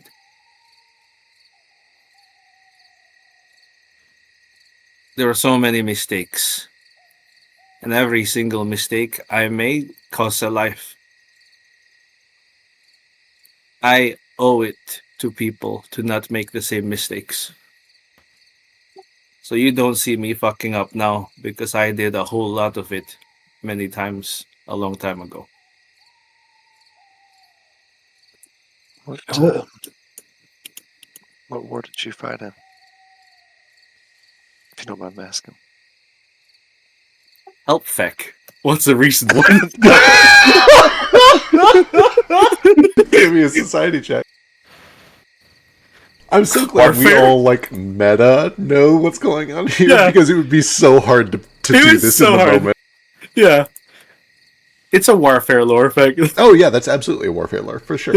23, you're actually probably able to name a pretty recent one. I'm trying to think of a recent one in Unma. The most likely answer is that you would have just been doing skirmishes against the Durham Navy across the sea to the south. It makes sense also that I was a mercenary, because that's what we do. There's just a constant battle going. I mean, the Emmerich War would have made sense for the record. But Yeah, even just outside of the Emmerich Emmerich War, there is constant aggression between Durham and the southern wildlands from across the sea. It's a snappy battle name. War name for this. Oh, what a great It's question. Let's see. like the Battle of the Bulge, you know? Yeah, you probably would have had the Battle of Bakhnara. Oh. Ooh, that does roll nicely off the top. Right. does. Yeah, probably a big battle against the Durham army in Bakhnara 10, 15 years ago. The Baknarum Brawl. Yeah, there you go. That sounds more like professional wrestling. That sounds like what they'd call it in Wexas, yeah. Sunday, Right. Sunday. In Wexas, they call it the Baknarum Brawl. It could be like the Baknarum bloodbath if it was a particularly one-sided or bad war. There we go. I imagine, yeah, because in that battle we lost a lot of people because my friend betrayed me. Yeah, you it was the, called the bloodbath. Are you the butcher of Baknarum? Ooh. It's No, I like- think he might be the Baron of Buckner. why are there so many cool names that came? It's alliteration. That's all it is, just alliteration. Well, Jane believes that you were in a war 15 years ago, while Zeke wants to make an inside check because you were actually in a war 300 years ago. But So you're how old are you? You're fighting since you were early 20s, 30s? I've been fighting since I was a teenager. Fuck. Well, I mean, that's when I was recruited in the Edis, but yeah. I was raised for war. I don't. I can't imagine how it was. Right? You seem to have a pretty fucking miserable childhood, all things considered. Eh. It doesn't bother you at all. You were bred to be this killing machine. I don't think I'm a killing machine. You did accidentally cut off your mom's head. Yeah. Sorry, what? Oh, you want to tell her that story? Jane You're takes like- another swig of the whiskey and then passes You're it to Rafi again. Takes it again, dips under the mask a little, just tosses it back. You guys keep A little. skipping me. Until you have to drink this. You can interject at any time. I was about to ask you what your favorite part of the bush was. I give him some juice. Okay, now can you put some vodka in it? No. No, It'll destroy your liver. I'll I have don't know to. if I have one of those. I'm a magical being. And a From hyena. what bush did you cut? I keep calling you a weird dog because Kaz has no pet license, exotic pet license. And I guess you're not really a pet either, so it doesn't matter. No, I'm not. I'm not a pet. I'm my own man. Good for you. He just helps me and reads me bedtime stories and stuff.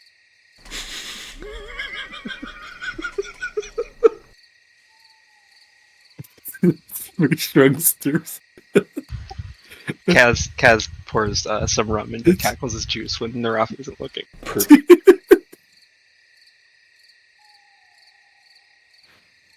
So, my mother was a famous swordswoman. Is that what you call it? Sword lady. Swordette. Swordette. Unma strikes me for the sort of the place where they would still just be using swordsman as a gender neutral term. Myrmidon? Oh, Yeah. Myrmidon's a great well, word. you What a know, good word. they were just called blades, really. Like she was the blade of Unma. Oh, that makes sense. And the blade of Unma was just like the best one at the time. Or at the, yeah.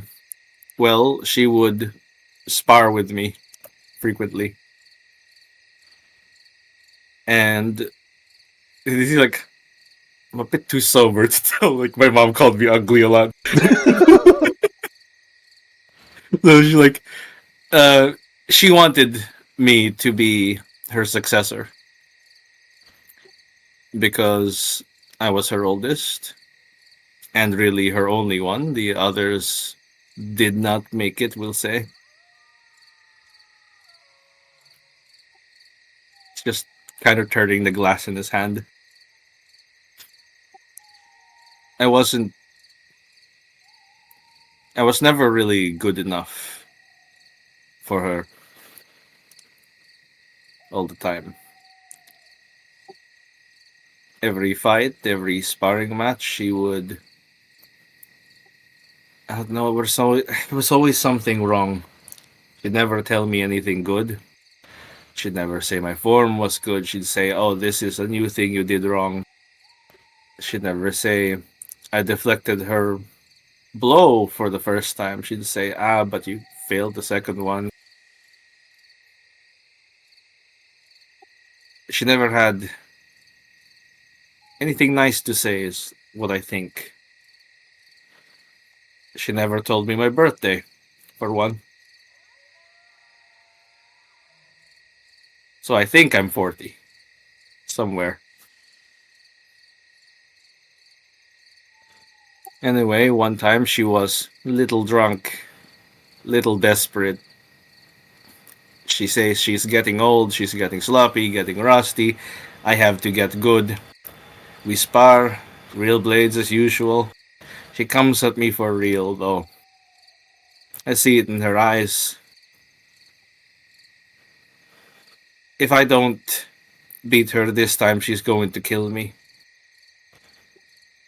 And all her training kicked in. All that muscle memory, all that instinct. And I just moved. Because I was afraid that she was going to kill me.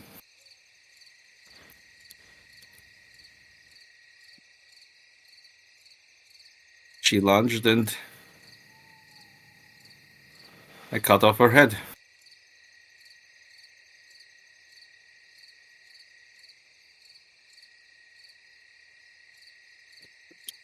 She looked proud then. Puts the glass back down.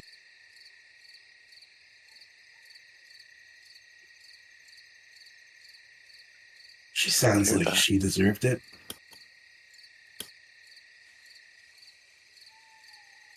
I loved her all the same.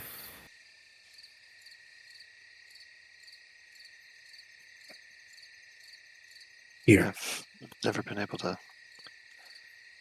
understand the kind of parents that treat their kids like their kids owe them something.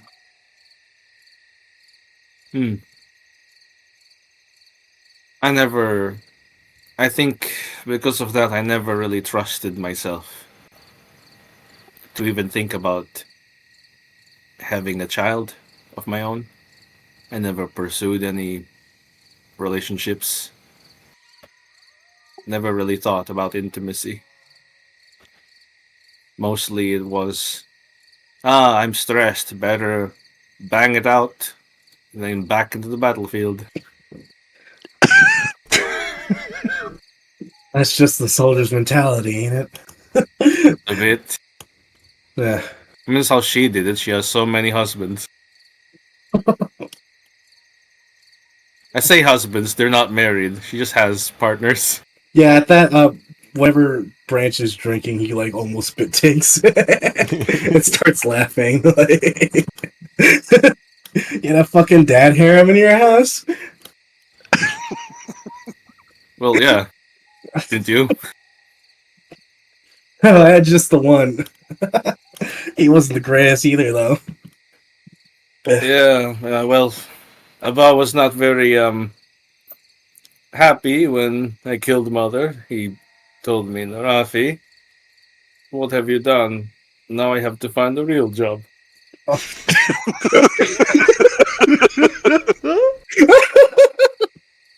They're probably laughing at this. Mm. Yeah. All right. Did they all flock to you? Why would they flock to me? I mean, you're the man of the house now afterwards, right? Then I inherited her title, I guess. Yeah, didn't you? Fucking dad harem, huh? Okay, they fucked up the moment money left. Dad harem. What about you, Cass? What was your dad harem? I only have one dad. You did? Gotcha. I think most people do. Hey, you know what? I'm curious. My parents didn't tell me much about FOMA because, well, they left it in the first place. You want to tell me why? What was it like? Oh boy. Hey, Feck, what's FOMO like? Um, I mean, FOMA- I imagine Kaz had it pretty good, did. especially compared to what Branch's parents probably experienced. You have to say, help, Feck. Help, Feck, help! You did. You were definitely wealthy, so you kind of saw things from a different angle. But Foma was a prosperous place, kind of all around, at least within the capital.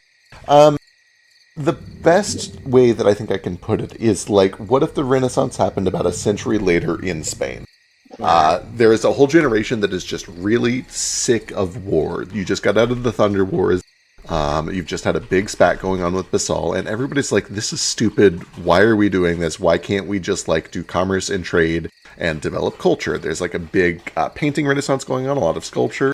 It is very art-centric, very music-centric. It is a very big like cultural boom that is happening in Fulma. And my family chose to continue making weapons. Kind of, but you made other things as well. You almost certainly like played a role in developing new paints and textiles. Like, you were very high quality craftsmen of many different markets. It's a big family. You did lots of things, but yeah, absolutely, you kept making weapons too, for sure. I imagine that's where Kaz's interest in like the alchemy and stuff came from. Is he wanted to pursue other stuff that wasn't just making weapons.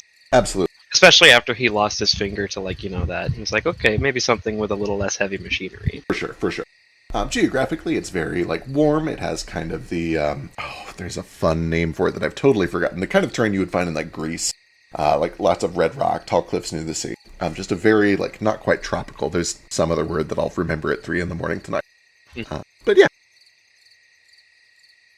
Oh, it's very nice, very warm. The wines and cheeses were great.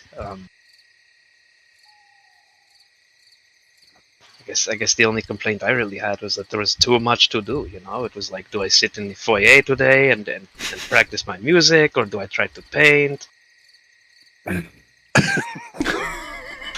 I promenade out on the green? I didn't work on my. When did you start wrestling bulls? Or whatever it was. Oh, that was just like a hobby. But when did you start? I think I wrestled my first one at 15. Ah. The balls were a lot bigger back then. Not just in general, but compared to me, A bit more impressive, yeah. Yeah, you had a fucking Nepo baby upbringing, huh? I guess. You never seen real combat until, I don't know, they all got kidnapped or whatever. I saw plenty. Yeah. Usually what you were the fucking, like, provider of, right? War is what your family made your business off, right? You're pretty good at making guns.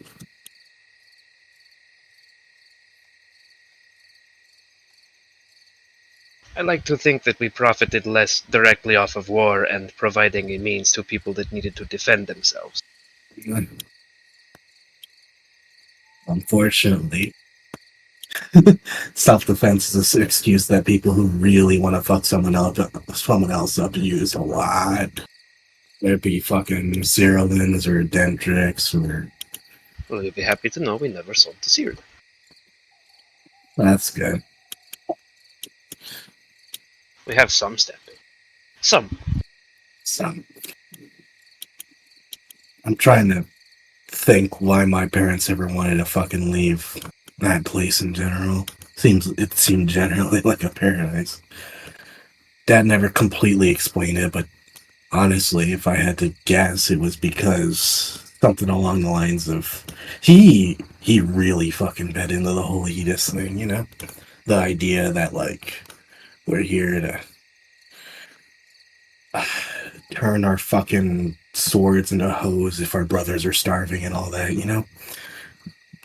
So, picked up and moved his ass over to Famine when he found a wife. Because ain't a worse fucking shithole in the world to try and make better. But I don't think he realized that him trying to help people he ain't ever met was endangering his own family.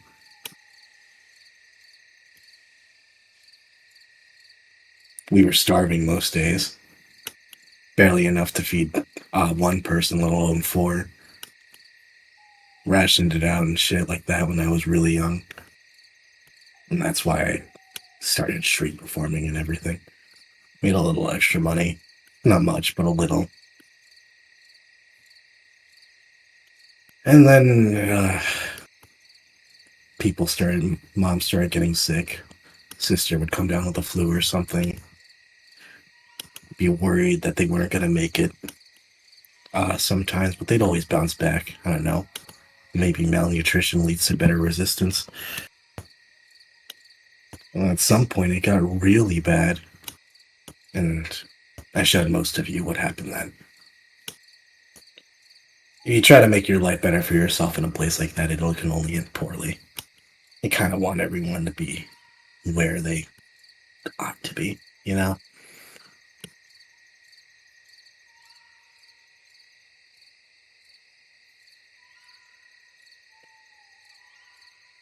You got any more whiskey? Passes that glass along. There's left worth in here. Sorry, can you repeat that? I think we got at least a round left in this flask before it runs out. All right. To You- our parents, the shitty ones and the good ones. The shitty ones and the good ones. You ain't sure yet. Don't have anything quite as dramatic as a unintentional sparring murder, moving halfway across the world, but never really got along good with my parents. They were always a whole lot more interested in themselves than they were in me. Never quite understood why they had kids, honestly. But I met Booker when we were young. We were just kids, really, teenagers. His family kind of took me in. His father, my father-in-law, he's a good man. I think of him more as a father than my own father.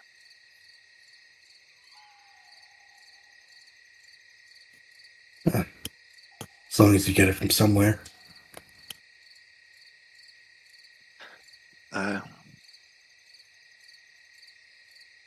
There's more than one way to learn, I suppose. I always promised myself that I would learn how not to be a parent from my parents. Learn how to be a parent from Booker's dad.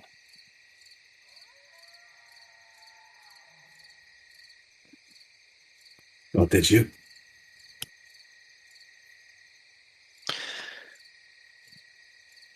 Haven't had a chance to find out yet, I guess. Maybe you can one day. Fuck.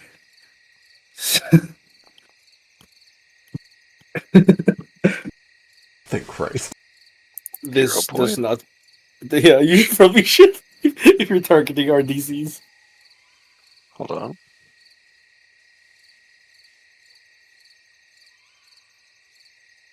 Turn back the clock.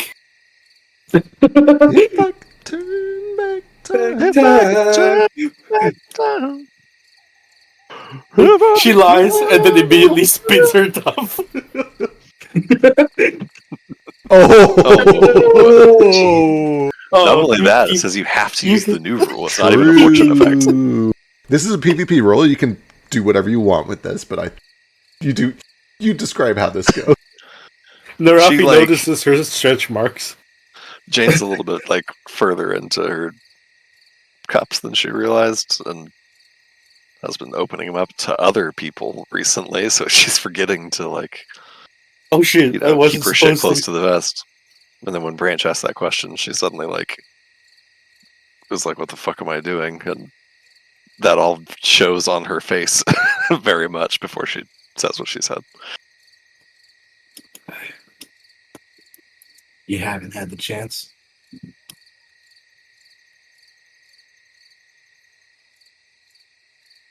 I think I might get some air.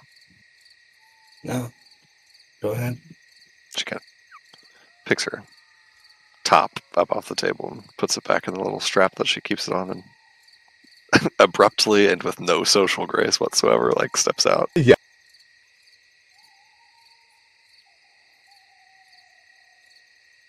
It's stuffy in here. I need a smoke. I need another drink. I'll actually Guys, go get out. on the table.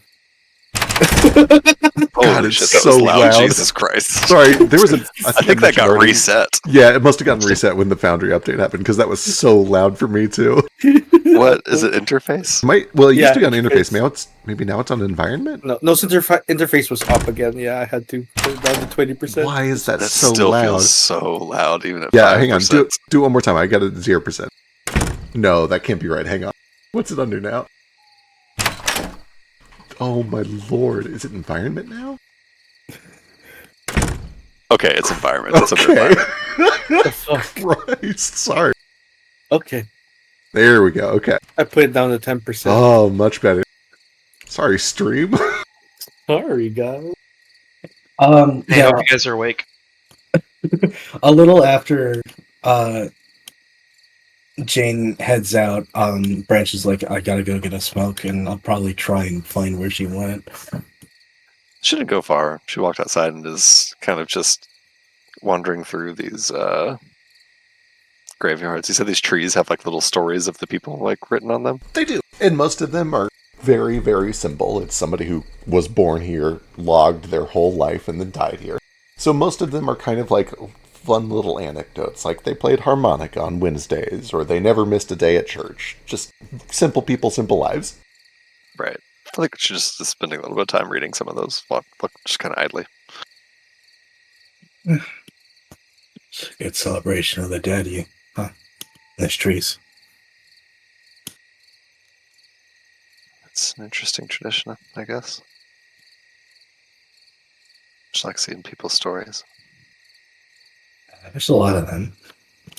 We often forget how in-depth other people get with their lives when we're the only ones around that can experience our lives.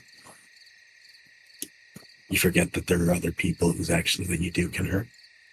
And you forget that when you do hurt them, it affects them for the rest of their lives, right?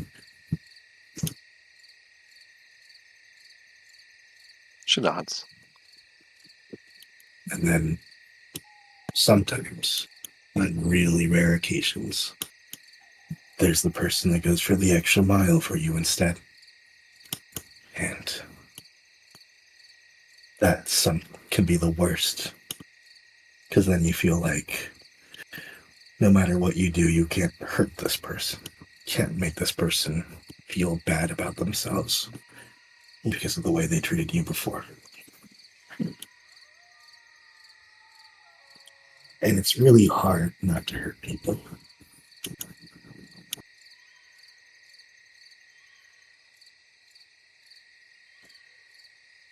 So you're willing to turn back time for them?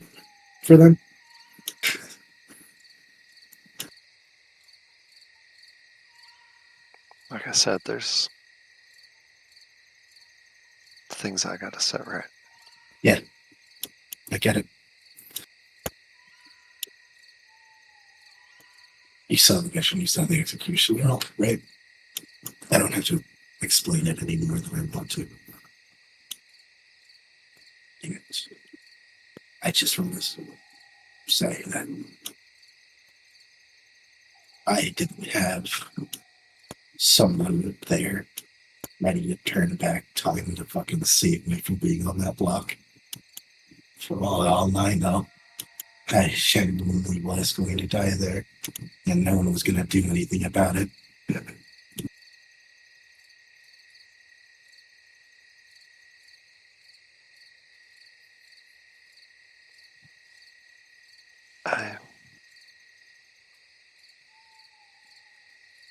I'm sorry. I wish you did. I think everyone deserves to have somebody that would fight for them.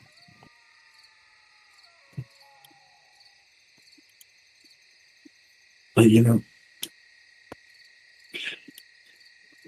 it's selfish of me to want something like that. To want people to care.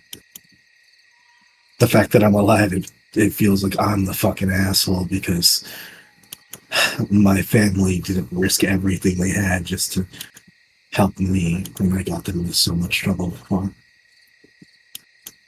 Meanwhile, you're out here away from yours, spending months on months just for this. Just to. I'm not gonna cry. I just know it's just something happened to me.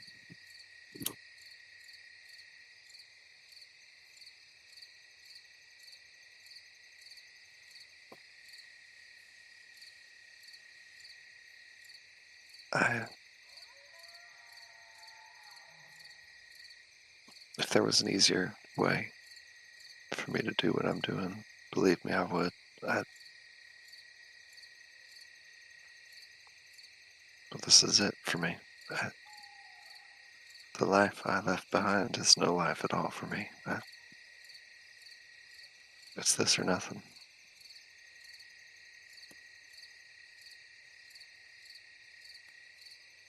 I don't think I had much of a choice either, honestly. It was either steal or starve.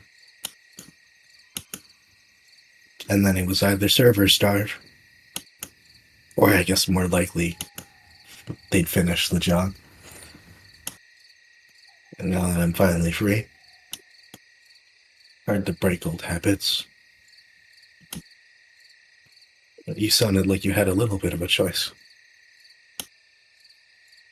Is it really nothing left? I didn't have a choice at the time. I do now.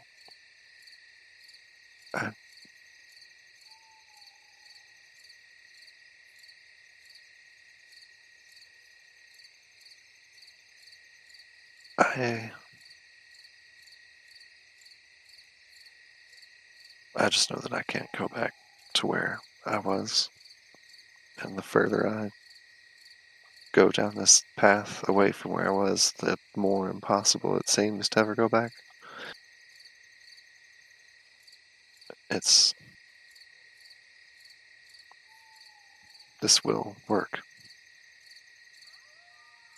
And I wish somebody would have shown you the kindness that you obviously needed and deserved as much as anybody else. I can't change that now, but it's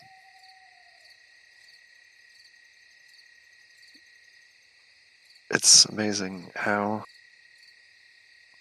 little moments, seemingly innocuous, tiny little fragments of time ripple out and change your entire life. I'm sure you can't imagine what your life would be like if. I'm not trying to judge you or accuse you of anything. I've been in shoes that aren't all that unlike yours, and I know that there are moments in my past that I have replayed in my head 1,000 times. Little things that could have been done different. That would completely change what my life is now. And I intend to go back and change them. And I wish someone could do that for you.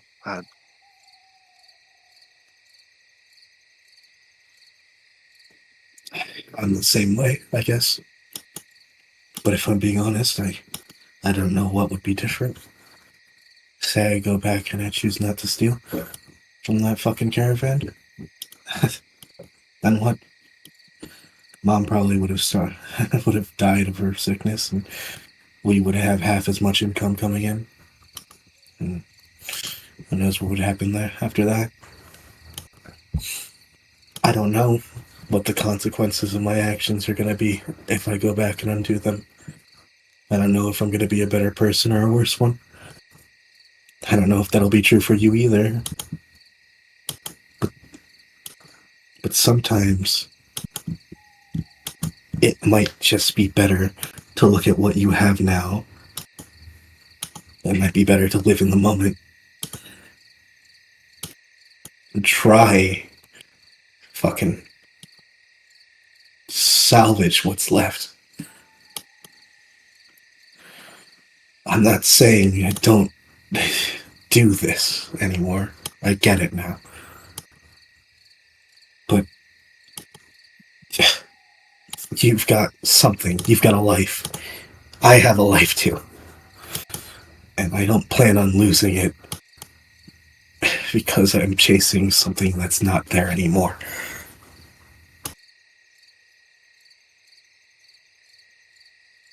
That's your prerogative. But frankly, you're wrong about me, about my life. I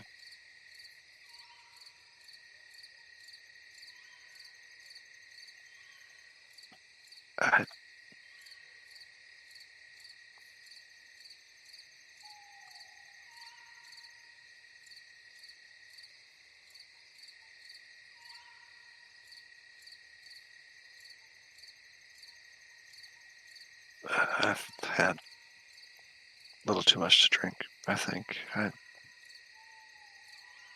should probably get some sleep. You can write it out in the morning. Alright. Later.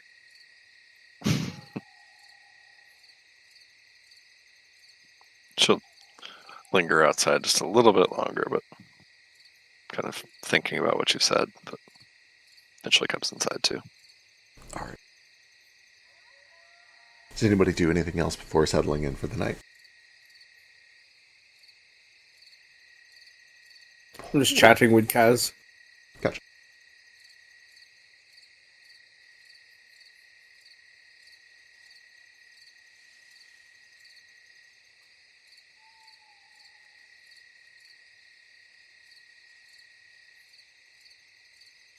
It really is just like, oh, the two went outside to talk. So they're just talking. Just random stuff. There's nothing like... He's not looking for anything personal or deep. He feels like he shared enough. Really quick, sorry, meta question. Do I, Jane, know anything about Narafi associations to the Desolate King or beef with the Desolate King or anything? I don't know if it's ever come up between Jane and Narafi. I was going to say, you guys have not spent a lot of time together yet. I know Foster has Desolate King shit going on. So either way, she'll write down this information she finds on this tree. Legit.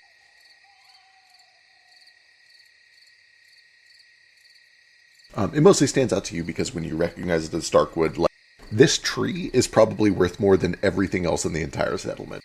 That is right. Essentially a valuable deposit that has been planted here. And the name, obviously, is not Pyrrhic. That's a very foreign-sounding name. This dude was clearly out of place, is what I'm getting at. That makes sense. I assume it would be extremely difficult to, harvest some of this. Oh, for sure, for sure. Understood.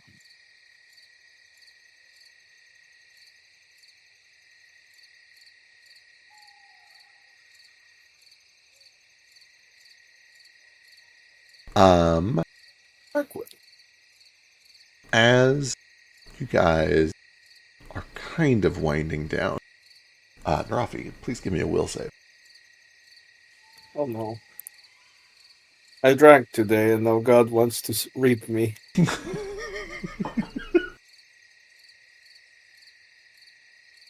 12.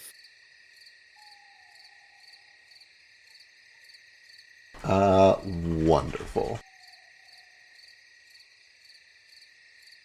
Narafi, you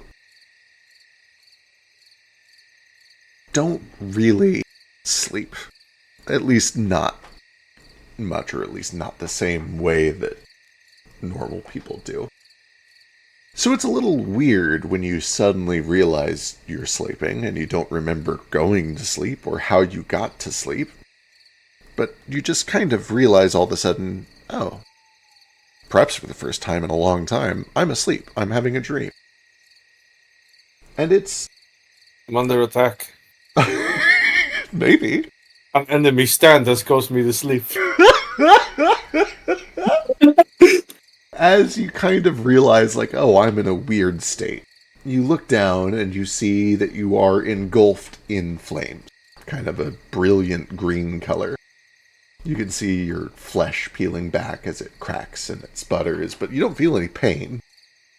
There's just kind of a sorrowful emptiness. Your mind kind of like... It almost enters this, like, out-of-body experience where you begin to just drift through different scenes. You find yourself in, like, an empty desert where you are cold under the night sky. There is a palace empty. You can see that there are beautiful silk drapes that are blowing just kind of listlessly in the wind. They were beautiful at one point, but time has passed. They've grown gray. The sun has bleached out their design. There's an empty garden in the middle of a desert where there used to be a bunch of life that bloomed against impossible odds.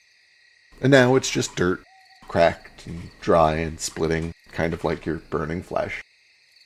There is a big building with shelves and shelves, the Delamuerto archives, and there are empty masks sitting on some of them, but there's a much larger section of it that is empty shelves that will not even be filled with masks. The masks are a finite set that will never grow.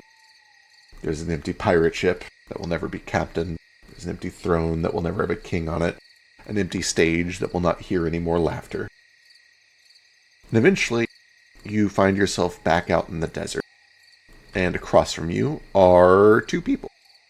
The two people that you were talking about earlier today. You see Siddiqui and Kari. And they just kind of look at you, empty. Their eyes stare through you like you're not even there. They seem unaware of you, unaware of each other. They're just standing here as sand begins to kind of pile up around their feet. What, if anything, do you do?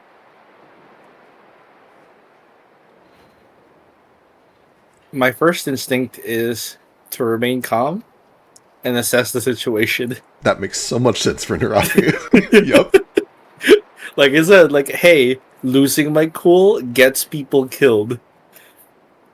I could be under the influence of something weird, and something might be controlling my body to murder the people with me right now, but also there's a part of me that just feels this immense guilt for what happened to them. And I think once I've looked around and there's nothing else, no threats, no indication of what's going on, I think he tries to interact. What do you do? He approaches. As you start to walk up to them, you hear a very, very faint pitter-patter behind you. And you find that you're not alone. There's kind of like a shifting of sand, like something... At first it looks like it's just burrowing just beneath the surface of the sand, but then it begins to rise up and form the shape of this hieroglyph once again.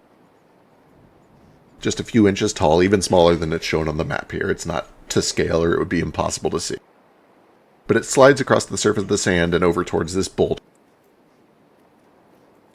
And it just seems to be watching all of that. As you approach Kari, it continues to just stare past you.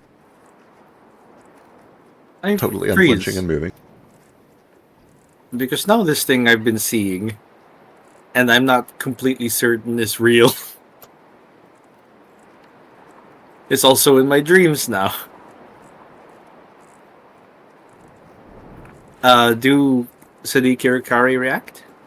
They When I don't. get closer? You can see as you get closer, the wind blows through their fur, and it does rustle it, or at least through Kari's. Sadiq is a Sphinx cat, doesn't really have much. But they're reacting to the wind, to the environment. The sand bunches up around their ankles as it blows past, but their eyes just continue to stare straight through, like they're in a trance or a daze. They seem totally unfazed by you. Kari. Slowly, Kari's head kind of turns towards you, and the eyes look in your direction, but still kind of straight through. Are you aware, Kari? You hear Sadiqi's voice from the other side. Not moving, not changing, not even like turning to look at you, but just speaking as if in a trance. What do you hope to accomplish? Was one failure not enough? From behind his back, his fist just clenches. I will not fail this time.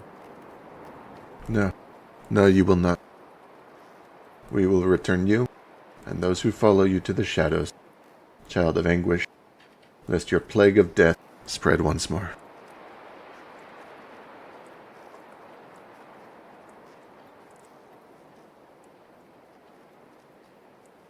I'm sorry.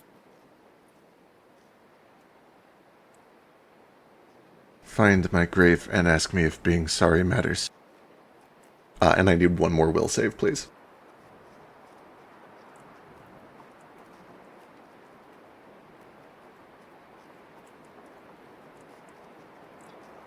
These are fitting. Delightful. This is so much fun. I love this game. Back out in the real world.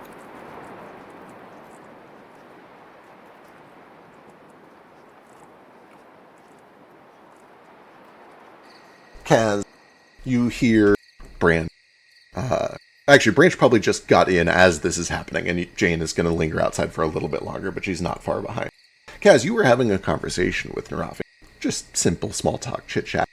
When you see Narafi suddenly drop, slumps in his chair, goes completely limp, just full ragdoll in his this chair. is mid-conversation. This is not when everyone... Oh, goes to yeah, bed. sure I is. thought this was later that night. Yeah, so does Narafi, but nope, this is right now in the middle of this conversation. For 2 or 3 seconds, he just goes completely limp, and then you watch as the flickering firelight casting a shadow of Narafi against the back wall. The shadow begins to peel itself free from the wall.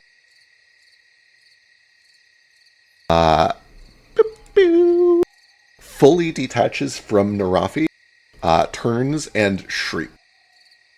And that's where we're going to pick up next time. Oh my goodness. What? What?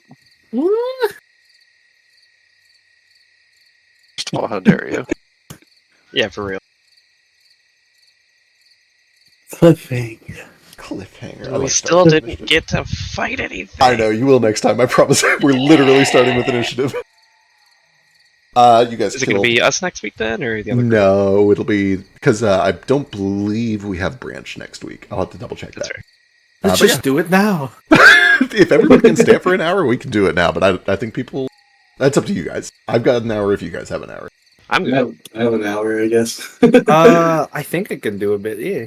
I probably can't do a whole hour. Not a whole But hour, I could but... do like 20 more minutes or 30 more Yeah, minutes. at least let's figure see out what we can do. We'll do one round of combat. Okay. I'm into Let's it. do some. Let's do some combat. Let's do Let's see what some. happens. Let's do Dude, something. Fuck we'll your do- cliffhanger effect.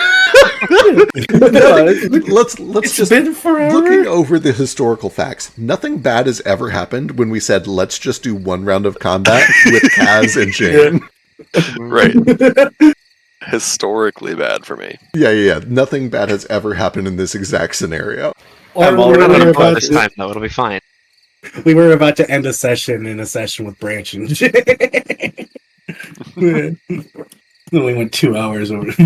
Does that mean they're like outside and have to come in? Everybody's position on the map looks about right.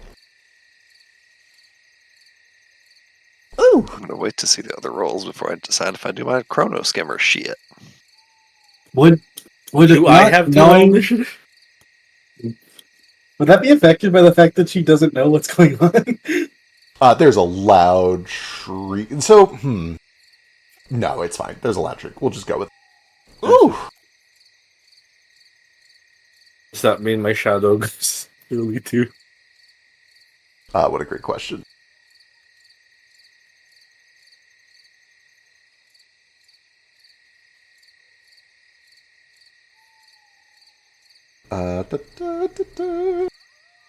Kaz roll a perception check, but I'm not sure it's initiative. Alright, I'm gonna do the chrono skimmer thing. Fuck it. Oh yeah, Kaz, I got a perception check, but it was not initiative. You can roll initiative and then replace it with your check. Oh right. I mean, it's the same. Hell yeah. It's a +5 either way, right? Yeah, what I mean though is you can keep your 24 that you already rolled. Oh, okay. Oh wait, don't use that roll, it's fake. I should have got a nat 19. Wait, where did it go? Where's my drop down? I don't know if I So can confused. replace my own initiative. Yeah, I think I can do it. Let me see.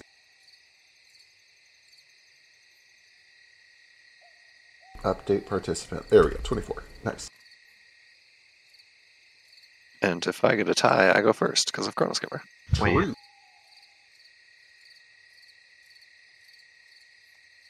Which is key because Narafi is 25 and I assume some shit's gonna go down with him.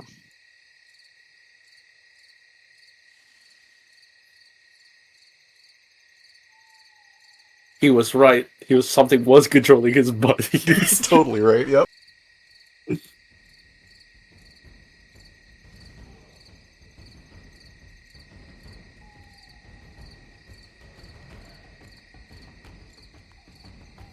As this shadow turns and shrieks, Narafi, for what it's worth, you do suddenly jolt awake and realize, oh shit, something is very, very wrong. Right after she said, we're going to kill you, essentially, is when you snap back out and see that your shadow has fully detached itself and is lunging towards you. However, Jane is the first act thanks to the Chrono Screamer thingy. Sweet. Okay. Well, I hear terrible screaming inside. Just for the record, before all this initiative happened, I like to imagine like I kind of ran up here, but in that few seconds when like Narafi kind of like slumps forward, I'm like, "What's wrong, old man? Too much to drink?" And I kind of go over after he doesn't wake up, and I imagine like Kaz is like reaching out, very very tempted to like lift up the mask, and then the shadow comes out. No, I see. Yeah. And it's like, oh shit. Alright, Feck, are there, I don't know, like windows through which I can see inside from where I'm at? Or from the side of the building anyway? What a great question. I didn't put any on here, but there should be. It's a log cabin. They typically have at least some windows. Give me 3d2. For each 2, there is a window on the left, bottom, and right side of the main area. In that order. Oh, nope, no windows. The map is accurate. Well, no windows. No windows. No windows at all. Pitch black in this room. Okay. Well, that is a thing. And it's a general rule of PF2 that you have like see a target to cast a spell on it, right? No, actually quite the opposite. You, as long as you have line of effect, you can target things even if you can't see them. There's just a chance that it'll miss. I think it's like you have to do a flat DC 6. I'd have to double check that. Concealment, Okay. I think. Line of effect meaning like I can't go through a wall, right? Correct. Yeah, unless it Okay, says cool. otherwise. So either way, is I got to hustle my way around this corner. So I will. What's this do? God, what an absolutely asinine spell that is. Warp step, 2 actions to add +5 to your speed. Oh, and then But then you stride twice. Okay, okay. Now that makes some sense. Hold on. How far away am I from the door of this place?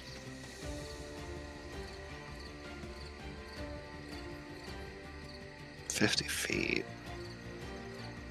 50 feet. This So one moves you stupid. 60, right? Yeah, Warp step? I'm trying not to use 2 actions about it, but here we are. Jane will hear the action inside and instinctively reaches for her top. Starts to spin super duper fast. She starts moving super fast through time. 50 gets her to the door with 10 to spare.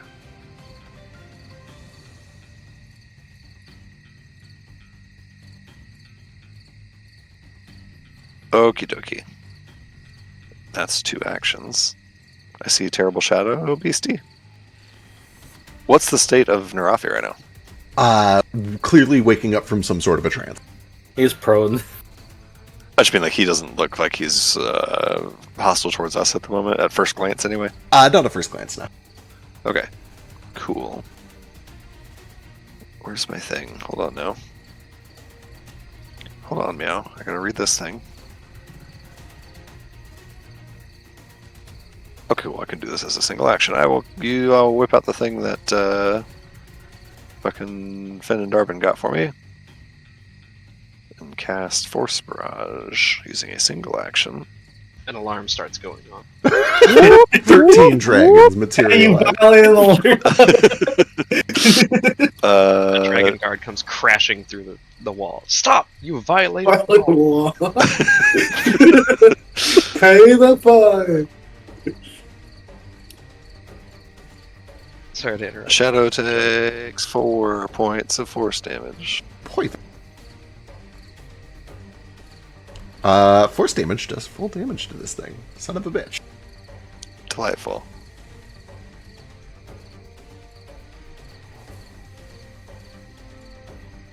So the next turn, you shoot an additional. Yeah, I get a free dart every turn. Cool. Nice. How long? 1 minute? A minute. That's 10d4 plus 10 damage for no cost. Sure. If the fight lasts for a minute. If I get a full Yeah. minute. Yeah. You know, it could happen. That's it. That's my 3 actions. That's my turn. Alright, that brings us to Narafi. Narafi, God. before you do anything else, I need a will save, please. Oh boy. Wonderful. Please continue. Okay. I don't like that.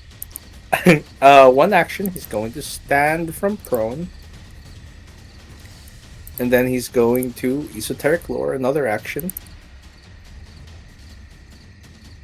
Or esoteric, rather. I don't know what the DC of this creature is. Great question. Looks like 15. Oh, then just make it. Yeah. You learned that this is a shadow. This is a pretty traditional undead creature. It's incorporeal. It's going to have a lot of the same resistances and immunities that a ghost would. You're definitely going to want to have like some way of getting around that. It's going to be very resilient against physical damage. Right. You know, What's its vulnerability or weakness? let's see. It does not have any weaknesses. However, this is close enough. Anything that is producing magical light counts as a magical weapon against it and bypasses all of its normal resistances. So in other words, if you were to cast light on a sword, it suddenly has full effectiveness against this thing. Light hurts it, he says. So how does that work with... Oh, I guess because it doesn't have any weaknesses, I give it my personal antithesis. Absolutely. Which is at this level. Let me just cast that for you. Yeah, personal antithesis, 2 plus half your level. We are 3, so I do an extra 5 damage if I hit it. Excellent.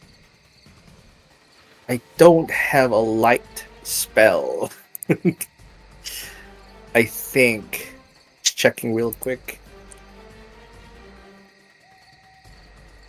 No, Bless doesn't do light. Our weapons do count as magic currently, though. because of our Oh, right, yeah, level. because of PWL. Yeah, so it doesn't matter. True. So yeah, he's gonna attack. He's gonna use his piddly action to pull out his Kopesh and take a swing at him. Absolutely. It is worth mentioning, these things are resistant against physical damage even from magical weapons. It's just more resilient Yeah. if they're not magical. Yeah.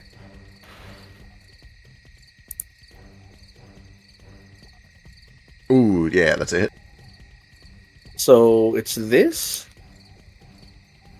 plus 5. Plus 5. The 5 essentially cancels out with the resistance for 16. Jesus Christ. Is it undead? It is undead. Yeah. Then that's correct. I do 2 extra damage to undead. Excellent. This thing just begins to hiss and burn.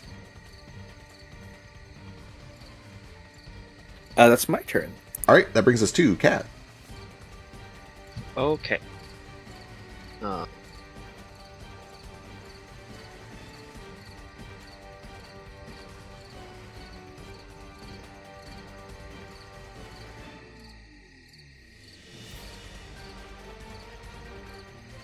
First, I'm gonna. Oh, geez, I have to waste a whole action just to step up within range. That's a damn shame. Actually, instead of that, I'll stay where I'm at. First action.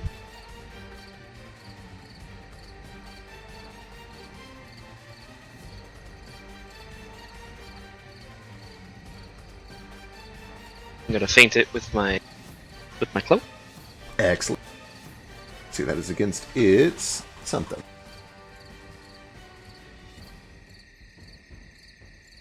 PF2. Fair. I assume it's probably perception DC. It sure is. Yeah. That's right. That is DC 16. That is the success. Which also means you get your panache. So it's not mindless? Double checking. No, it is not mindless. I think. Otherwise.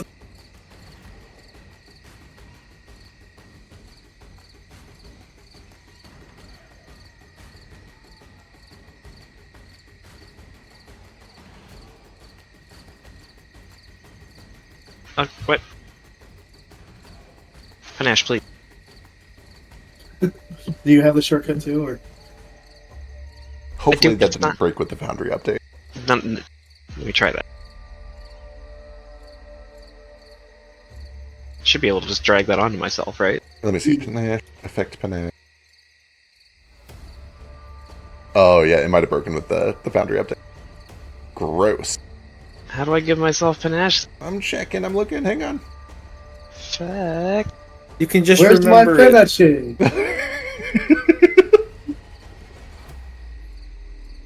Let me see if there's like a new panache effect. Might be. You may have to click your panache skill. That's what I'm doing.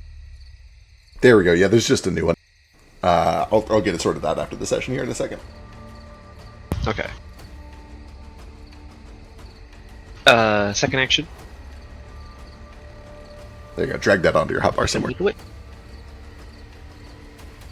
Miss him with the whip, probably. Yeah, 12 is Target. We'll try it again. Damn. You got your hero point. That's true. Nah. It's a whip strike. It's. This I'll is. save it. We are literally doing one round of combat and then ending the session. Like, if you got a hero point, you might as well. Unless you want to save it for a save. I don't want to mislead you. I don't want to. I've got 2 hero points. Oh, nice. Then yeah. You might as well. I'd imagine if we got another hero point at some point, right? Yeah. You should have 2 total. Okay, then I'll re-roll that first one. You can reroll the first one. Yep. No map. Hey, there we go. That's a critical hit. That's exactly a Hey. critical hit. Double everything. -5, I guess. And there's a DC 13 reflex. That is -5. Yeah, give me a reflex save. Oh, leaves it with 1 hit point. Oh, well, Branch can finish it. Oh, Let's see. Reflex save. DC 13. Oh my god, these things have insane reflex saves. Holy shit. Oh my god. little Yeah, ghost. spoilers. It is 6 higher than their worst save. Can you trip a shadow? No, actually, this thing. Well, maybe. I don't know. It doesn't say it's immune to prone. Okay. Weird. Guess it can't. It's someone's shadow. The shadow just looks like it trips. True. Yeah, it essentially looks like a shadow of Narafi, for the record. Alright, I believe that's all 3 actions. Yep. Perfect. Shadow's turn. Actually, if it's prone... Oh, wait, it didn't. No, right, I crit succeeded. Yeah, I got really excited for that possible third attack, but I'm not going to use a hero point on it, just in case. Well, that's me. Alright, perfect. Reading how this works.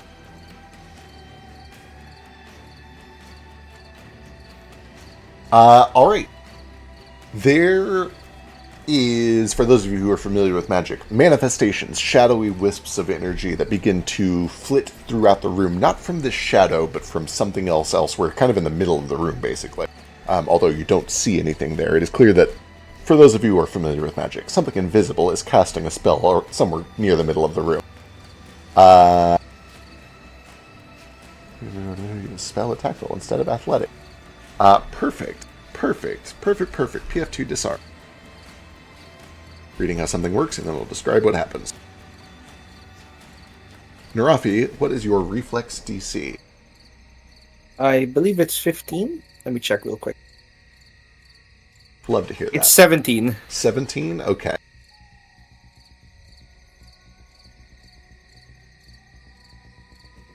Oh, I love this game so much. That's a crit. I sure love this game. Critical success. You're not going to target space. Also take a 1d6 unless if he's stripping me. No, this is a disarm. Before you say anything else, I'm going to use a reaction when a creature within range is hit by an attack. Narafi is hit by an attack. Oh, does this count as hit by an attack? I thought you made an attack roll, right? So they are using a spell attack roll in place of the normal athletics. Sorry, I'll just cast the spell. They're casting telekinetic maneuver, which lets it disarm using an attack It has roll. the attack trait on it. It does. Does it mean it's hit by an attack? What a great question. I'll look it up later. But for now, what does this do? Transpose the roll of damage normally, don't reduce hit points or apply any other effects of the attack. You know what? I'm into it. Sure. And I spaced out for a half a second. Is this the shadow casting this? Or something? No, something invisible near the center of the room cast a spell. Okay, yeah, I'm going to rule in your favor, and I'll look it up between sessions. But yeah, you see that there is this blast of shadowy energy that is lashing out towards Narafi. And Jane interjects and does a delay consequence. Tell us what happens. I just hold my hand up at the top, seeing this blast going towards Narafi, and I spin the top really rapidly in the opposite direction, going backwards now, and the blast absorbs backwards through time back to where it came from, and it will be back here in about a minute. But you have a minute until that hits you. Thank you, Miss Jane. Also, I do think I need to still ask: is this creature within my reach? A 10-foot range? 10-foot reach? No, it is 15 feet away from you. Damn. I know, it's just out of range. It's in this squares where the manifestations happened. Yep. Can I have a longer whip? I don't know. Throw it on your wish list thing. What kind of crafting roll do I need to make a 15-foot whip? That messes my plans up. How am I supposed to do my cool combo if I don't have what I want? Fuck it, I'll use a fork or something. Hang on. You're gonna take my weapon. Yeah, fuck it.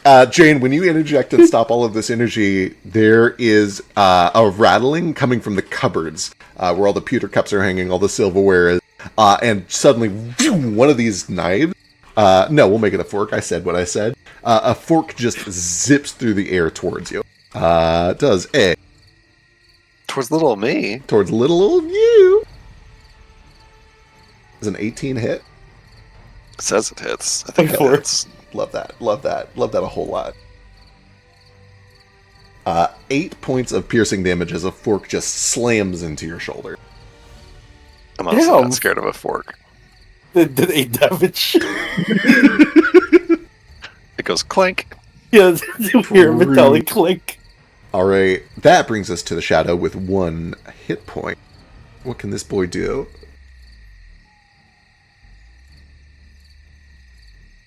Oh, that's fun. Oh, I can't do it. I have your shadow. Shit. Well, let's start by just striking Narafi. We're right here. Let's do it. It reaches out with its own sword, which looks exactly like your sword, slams into you with 26 to hit. If I was off guard, it would be a crit. True. I don't think. Oh yeah, you stood up from prone, right? It's not void damage. I take none of it. Oh, is that true? Blessed be the fruit. Son of a bitch. We'll strike you down, you asshole. God damn it. Throw force on us and do no damage. Yeah, so, if it wasn't immediately... So, okay, this does at least do something. If It's my you guys shadow, it didn't probably know knows. in character that Narafi was undead, you watch as he takes a fuck ton of necrotic damage and is totally unfazed. Oh, that's weird. Well, you see it swing his sword, and it goes right by me, and I'm like, my shadow is a bitch. So you know it's not me. For real and for true effect, too, because I had no idea about this in character. Can I tell what's happening here? Why is it taking damage? I don't have a reaction to use. I was going to say, what Jane sees is this thing lashes out with a shadowy sword, clearly hits, like catches Narafi, almost crits him, but Narafi seems unfazed by it. Okay, that could be anything. It could be anything. You do Right. that damage. For sure, it could be absolutely anything. Well, it can't do that because it already has your shadow. I think it's going to step. And then it's is going it? Oh, is it? Oh, god damn it. I guess you just picked up attack of opportunity. Oh, and you had a 10-foot reach? Oh, no, you stepped. Oh, yeah, I stepped. Yeah. Yeah. Not count? No, step is the disengage action. Horseshit. I know, I'm so sorry. That is specifically why it stepped instead of striding. Third action, it's going to try to slash at you with map. Stop that. Don't bully Kaz. I have to bully Kaz. I think I miss. Oh, it just hits. Okay, so for flavor, what happens is this thing slams its sword through Narafi. It seems to do nothing.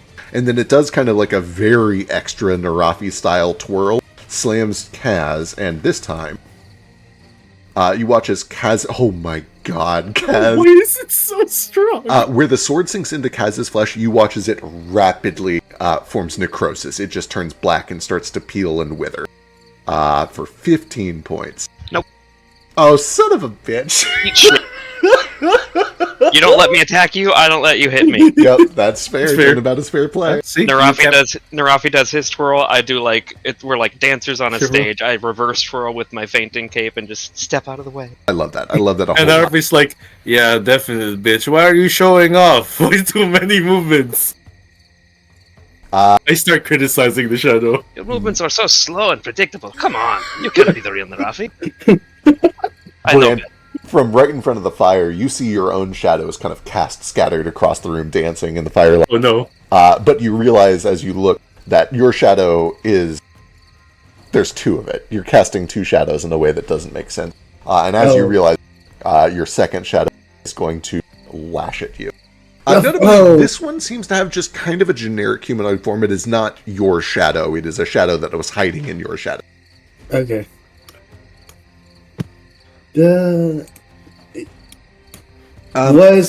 it move out of my shadow or anything? Was there any movement there? No, it is still in your shadow. Okay, never mind. Okay. So essentially, it was hidden from you. Its first attack against you, you're off guard. Yeah. But then it is revealed. Oh my goodness. Oh no. Love this. Love this so much. Let's go. Finally, I think Jane might see what happens. There we go. Another shadow pops up, reaches its hand out towards Branch, grabs by the throat, and you watch as Branch's throat just begins to rapidly decay. 22 points get, like, black of veins. void damage, Branch.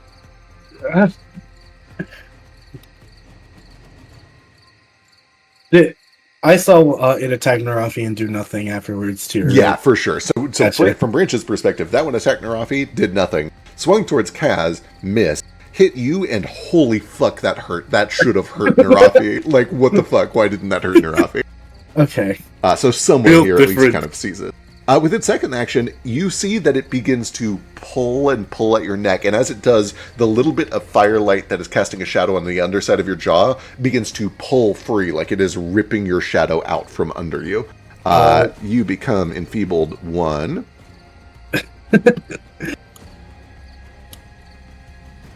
I don't like that. Oh, it doesn't let me drag... Okay, yeah, it must be one of the mods broke or something. I'll fix it between sessions. Anyway, mark you enfeebled 1. in a moment. With its third action, it's going to try to hide in your shadow again. Let's go. Whoop. Whoop. Whoop. Whoop. Oh, I don't think that beats your perception DC. In fact, I don't know if that beats anyone's perception DC. Does the action of it hiding trigger attack of opportunity? Wait. That's a meet and beat. So if anyone's DC is 15 for perception, it beats it. Let's see. It does become hidden from Jane. From me. From you. Kaz can still see it. Yeah. And Branch can still see it. Yeah. I'm sorry. Branch is only 50. So Kaz is the only one that still sees that shadow hiding in Branch's shadow. But it is hidden from you, Branch. And unfortunately, it is neither a move action nor a manipulate action, so I don't think it triggers attacks of opportunity. How dare these creatures? These creatures are rude. Yeah, spoilers. They're sneaky boys. They're It's shadows. honestly fairly rude. Yeah, pretty rude. Let me mark this thing back to hidden, and that brings us to to Branch. All right. Seeing my fucking shadow come out and try and kill me isn't so. I'll just do my fucking original plan. This guy's almost on death's door, so there's one that we can interact with. The fucking shadow over there. Branch will use one action to to perform his way over. Well, one movement action to move over. Meanwhile, he does a fucking cartwheel over the fucking table for panache, and then I'll fucking bring down my chain at it when I figure out how to move my token again. Perfect. It's not working. We're doing well. No one has died yet. It's Branch's turn. No one has had any weird revelations. No one's had any. Suspicions, not revelations. I don't suspect anything. You're just immune to a damage type. That doesn't mean anything. Yeah. I can't. I'm so upset by that delayed consequence. We all know what was about to happen. I'm glad you got to use it, but I wonder what's gonna happen. He's gonna steal my sword and use it, which sounds really cool. Can you put panache on me for me, Lord? Oh yes, of course. My lord. Do say my lord, yeah. I'm not allowed to say dad, so I'll say all the other. I'm sorry, I didn't know my lord was used in the bedroom. Probably. Whoa! New DM rule: we all have to say my lord. Okay, I see the problem. The problem specifically is dragging effects onto tokens. You should be able to drag it directly onto your sheet for now, and I'll fix it between weeks. Okay. Gotcha.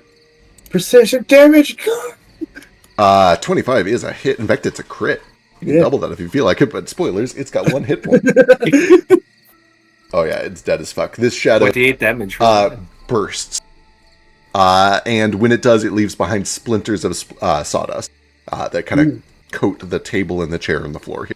Oh, I had him. Come on.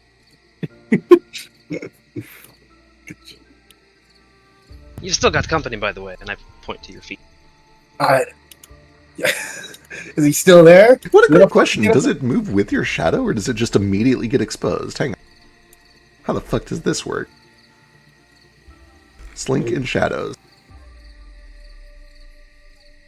I'm going to assume that it doesn't say it moves with you. So yeah, as soon as you move, it's exposed to light, and you see that the shadow is still behind. Okay. He points over there instead. Oh, there it is. That kind of makes sense. It's still an action tax. You little bitch. Alright, is that all 3 for Brand? Yeah, that's all 3. Alright, perfect. This thing doesn't have an attack of opportunity, does it? No, it Well, doesn't. That'd be great. Alright, that is the end of the round. I believe that is where we'll wrap up for this week. We'll pick up next week. Yeah, Sounds good. Where did that delayed consequence reminder go? Shit. Can someone make a small reminder that there was an invisible thing in this square? Yes. Because I'm probably gonna forget, and that's like because it. I think we only know because it did something, right? It shot. Yeah, there were clear magical manifestations. Something invisible is casting spells in that space. Yeah. All right. With that, I'm gonna go get ready for work. All right, good luck. gang. Why is your shadow evil? Someone tried to touch my mask, didn't they? What? Hella cursed. Hella cursed, you say. I didn't try to. I only thought about it briefly. Oh, And haven't you we even. All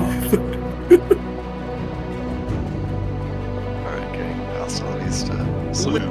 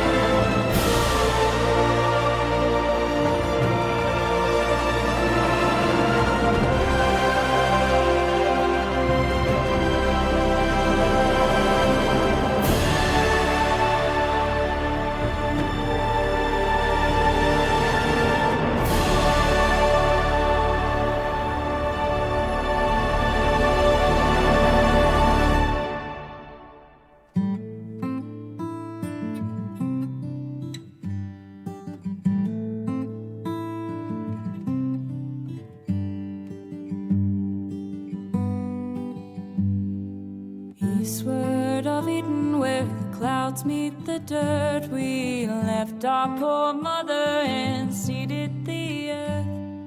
Gates they were shuttered, the latches were locked. Oh, eastward of Eden, where men become gods.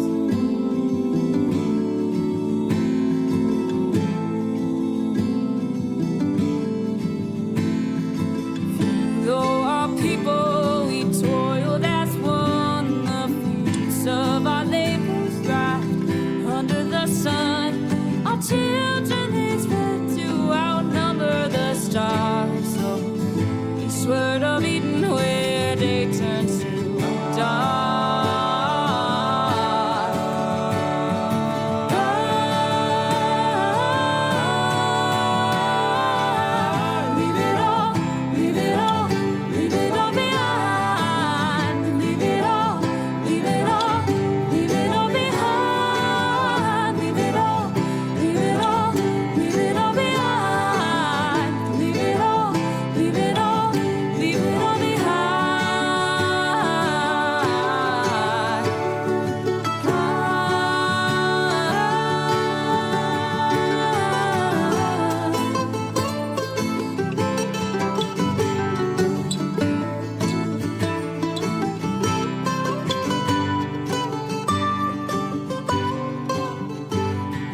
Watered our forests with fire and flood, and fed our own egos with our brothers' blood. We starved every ocean till they ate up our shores. Oh, eastward of Eden, where we always want more. Our towers they rose up and set with the sun. Our servants they burned us with fiery tongue. We run our wings of metal, surprised when we fell. Eastward of Eden, where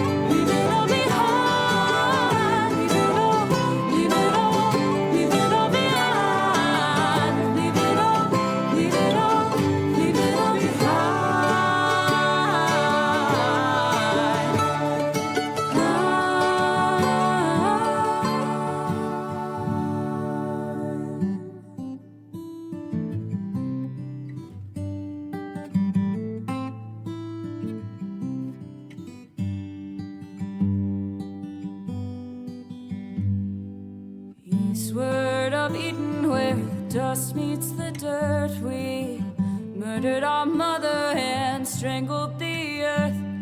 Forgive us, oh mama, whose face we forgot.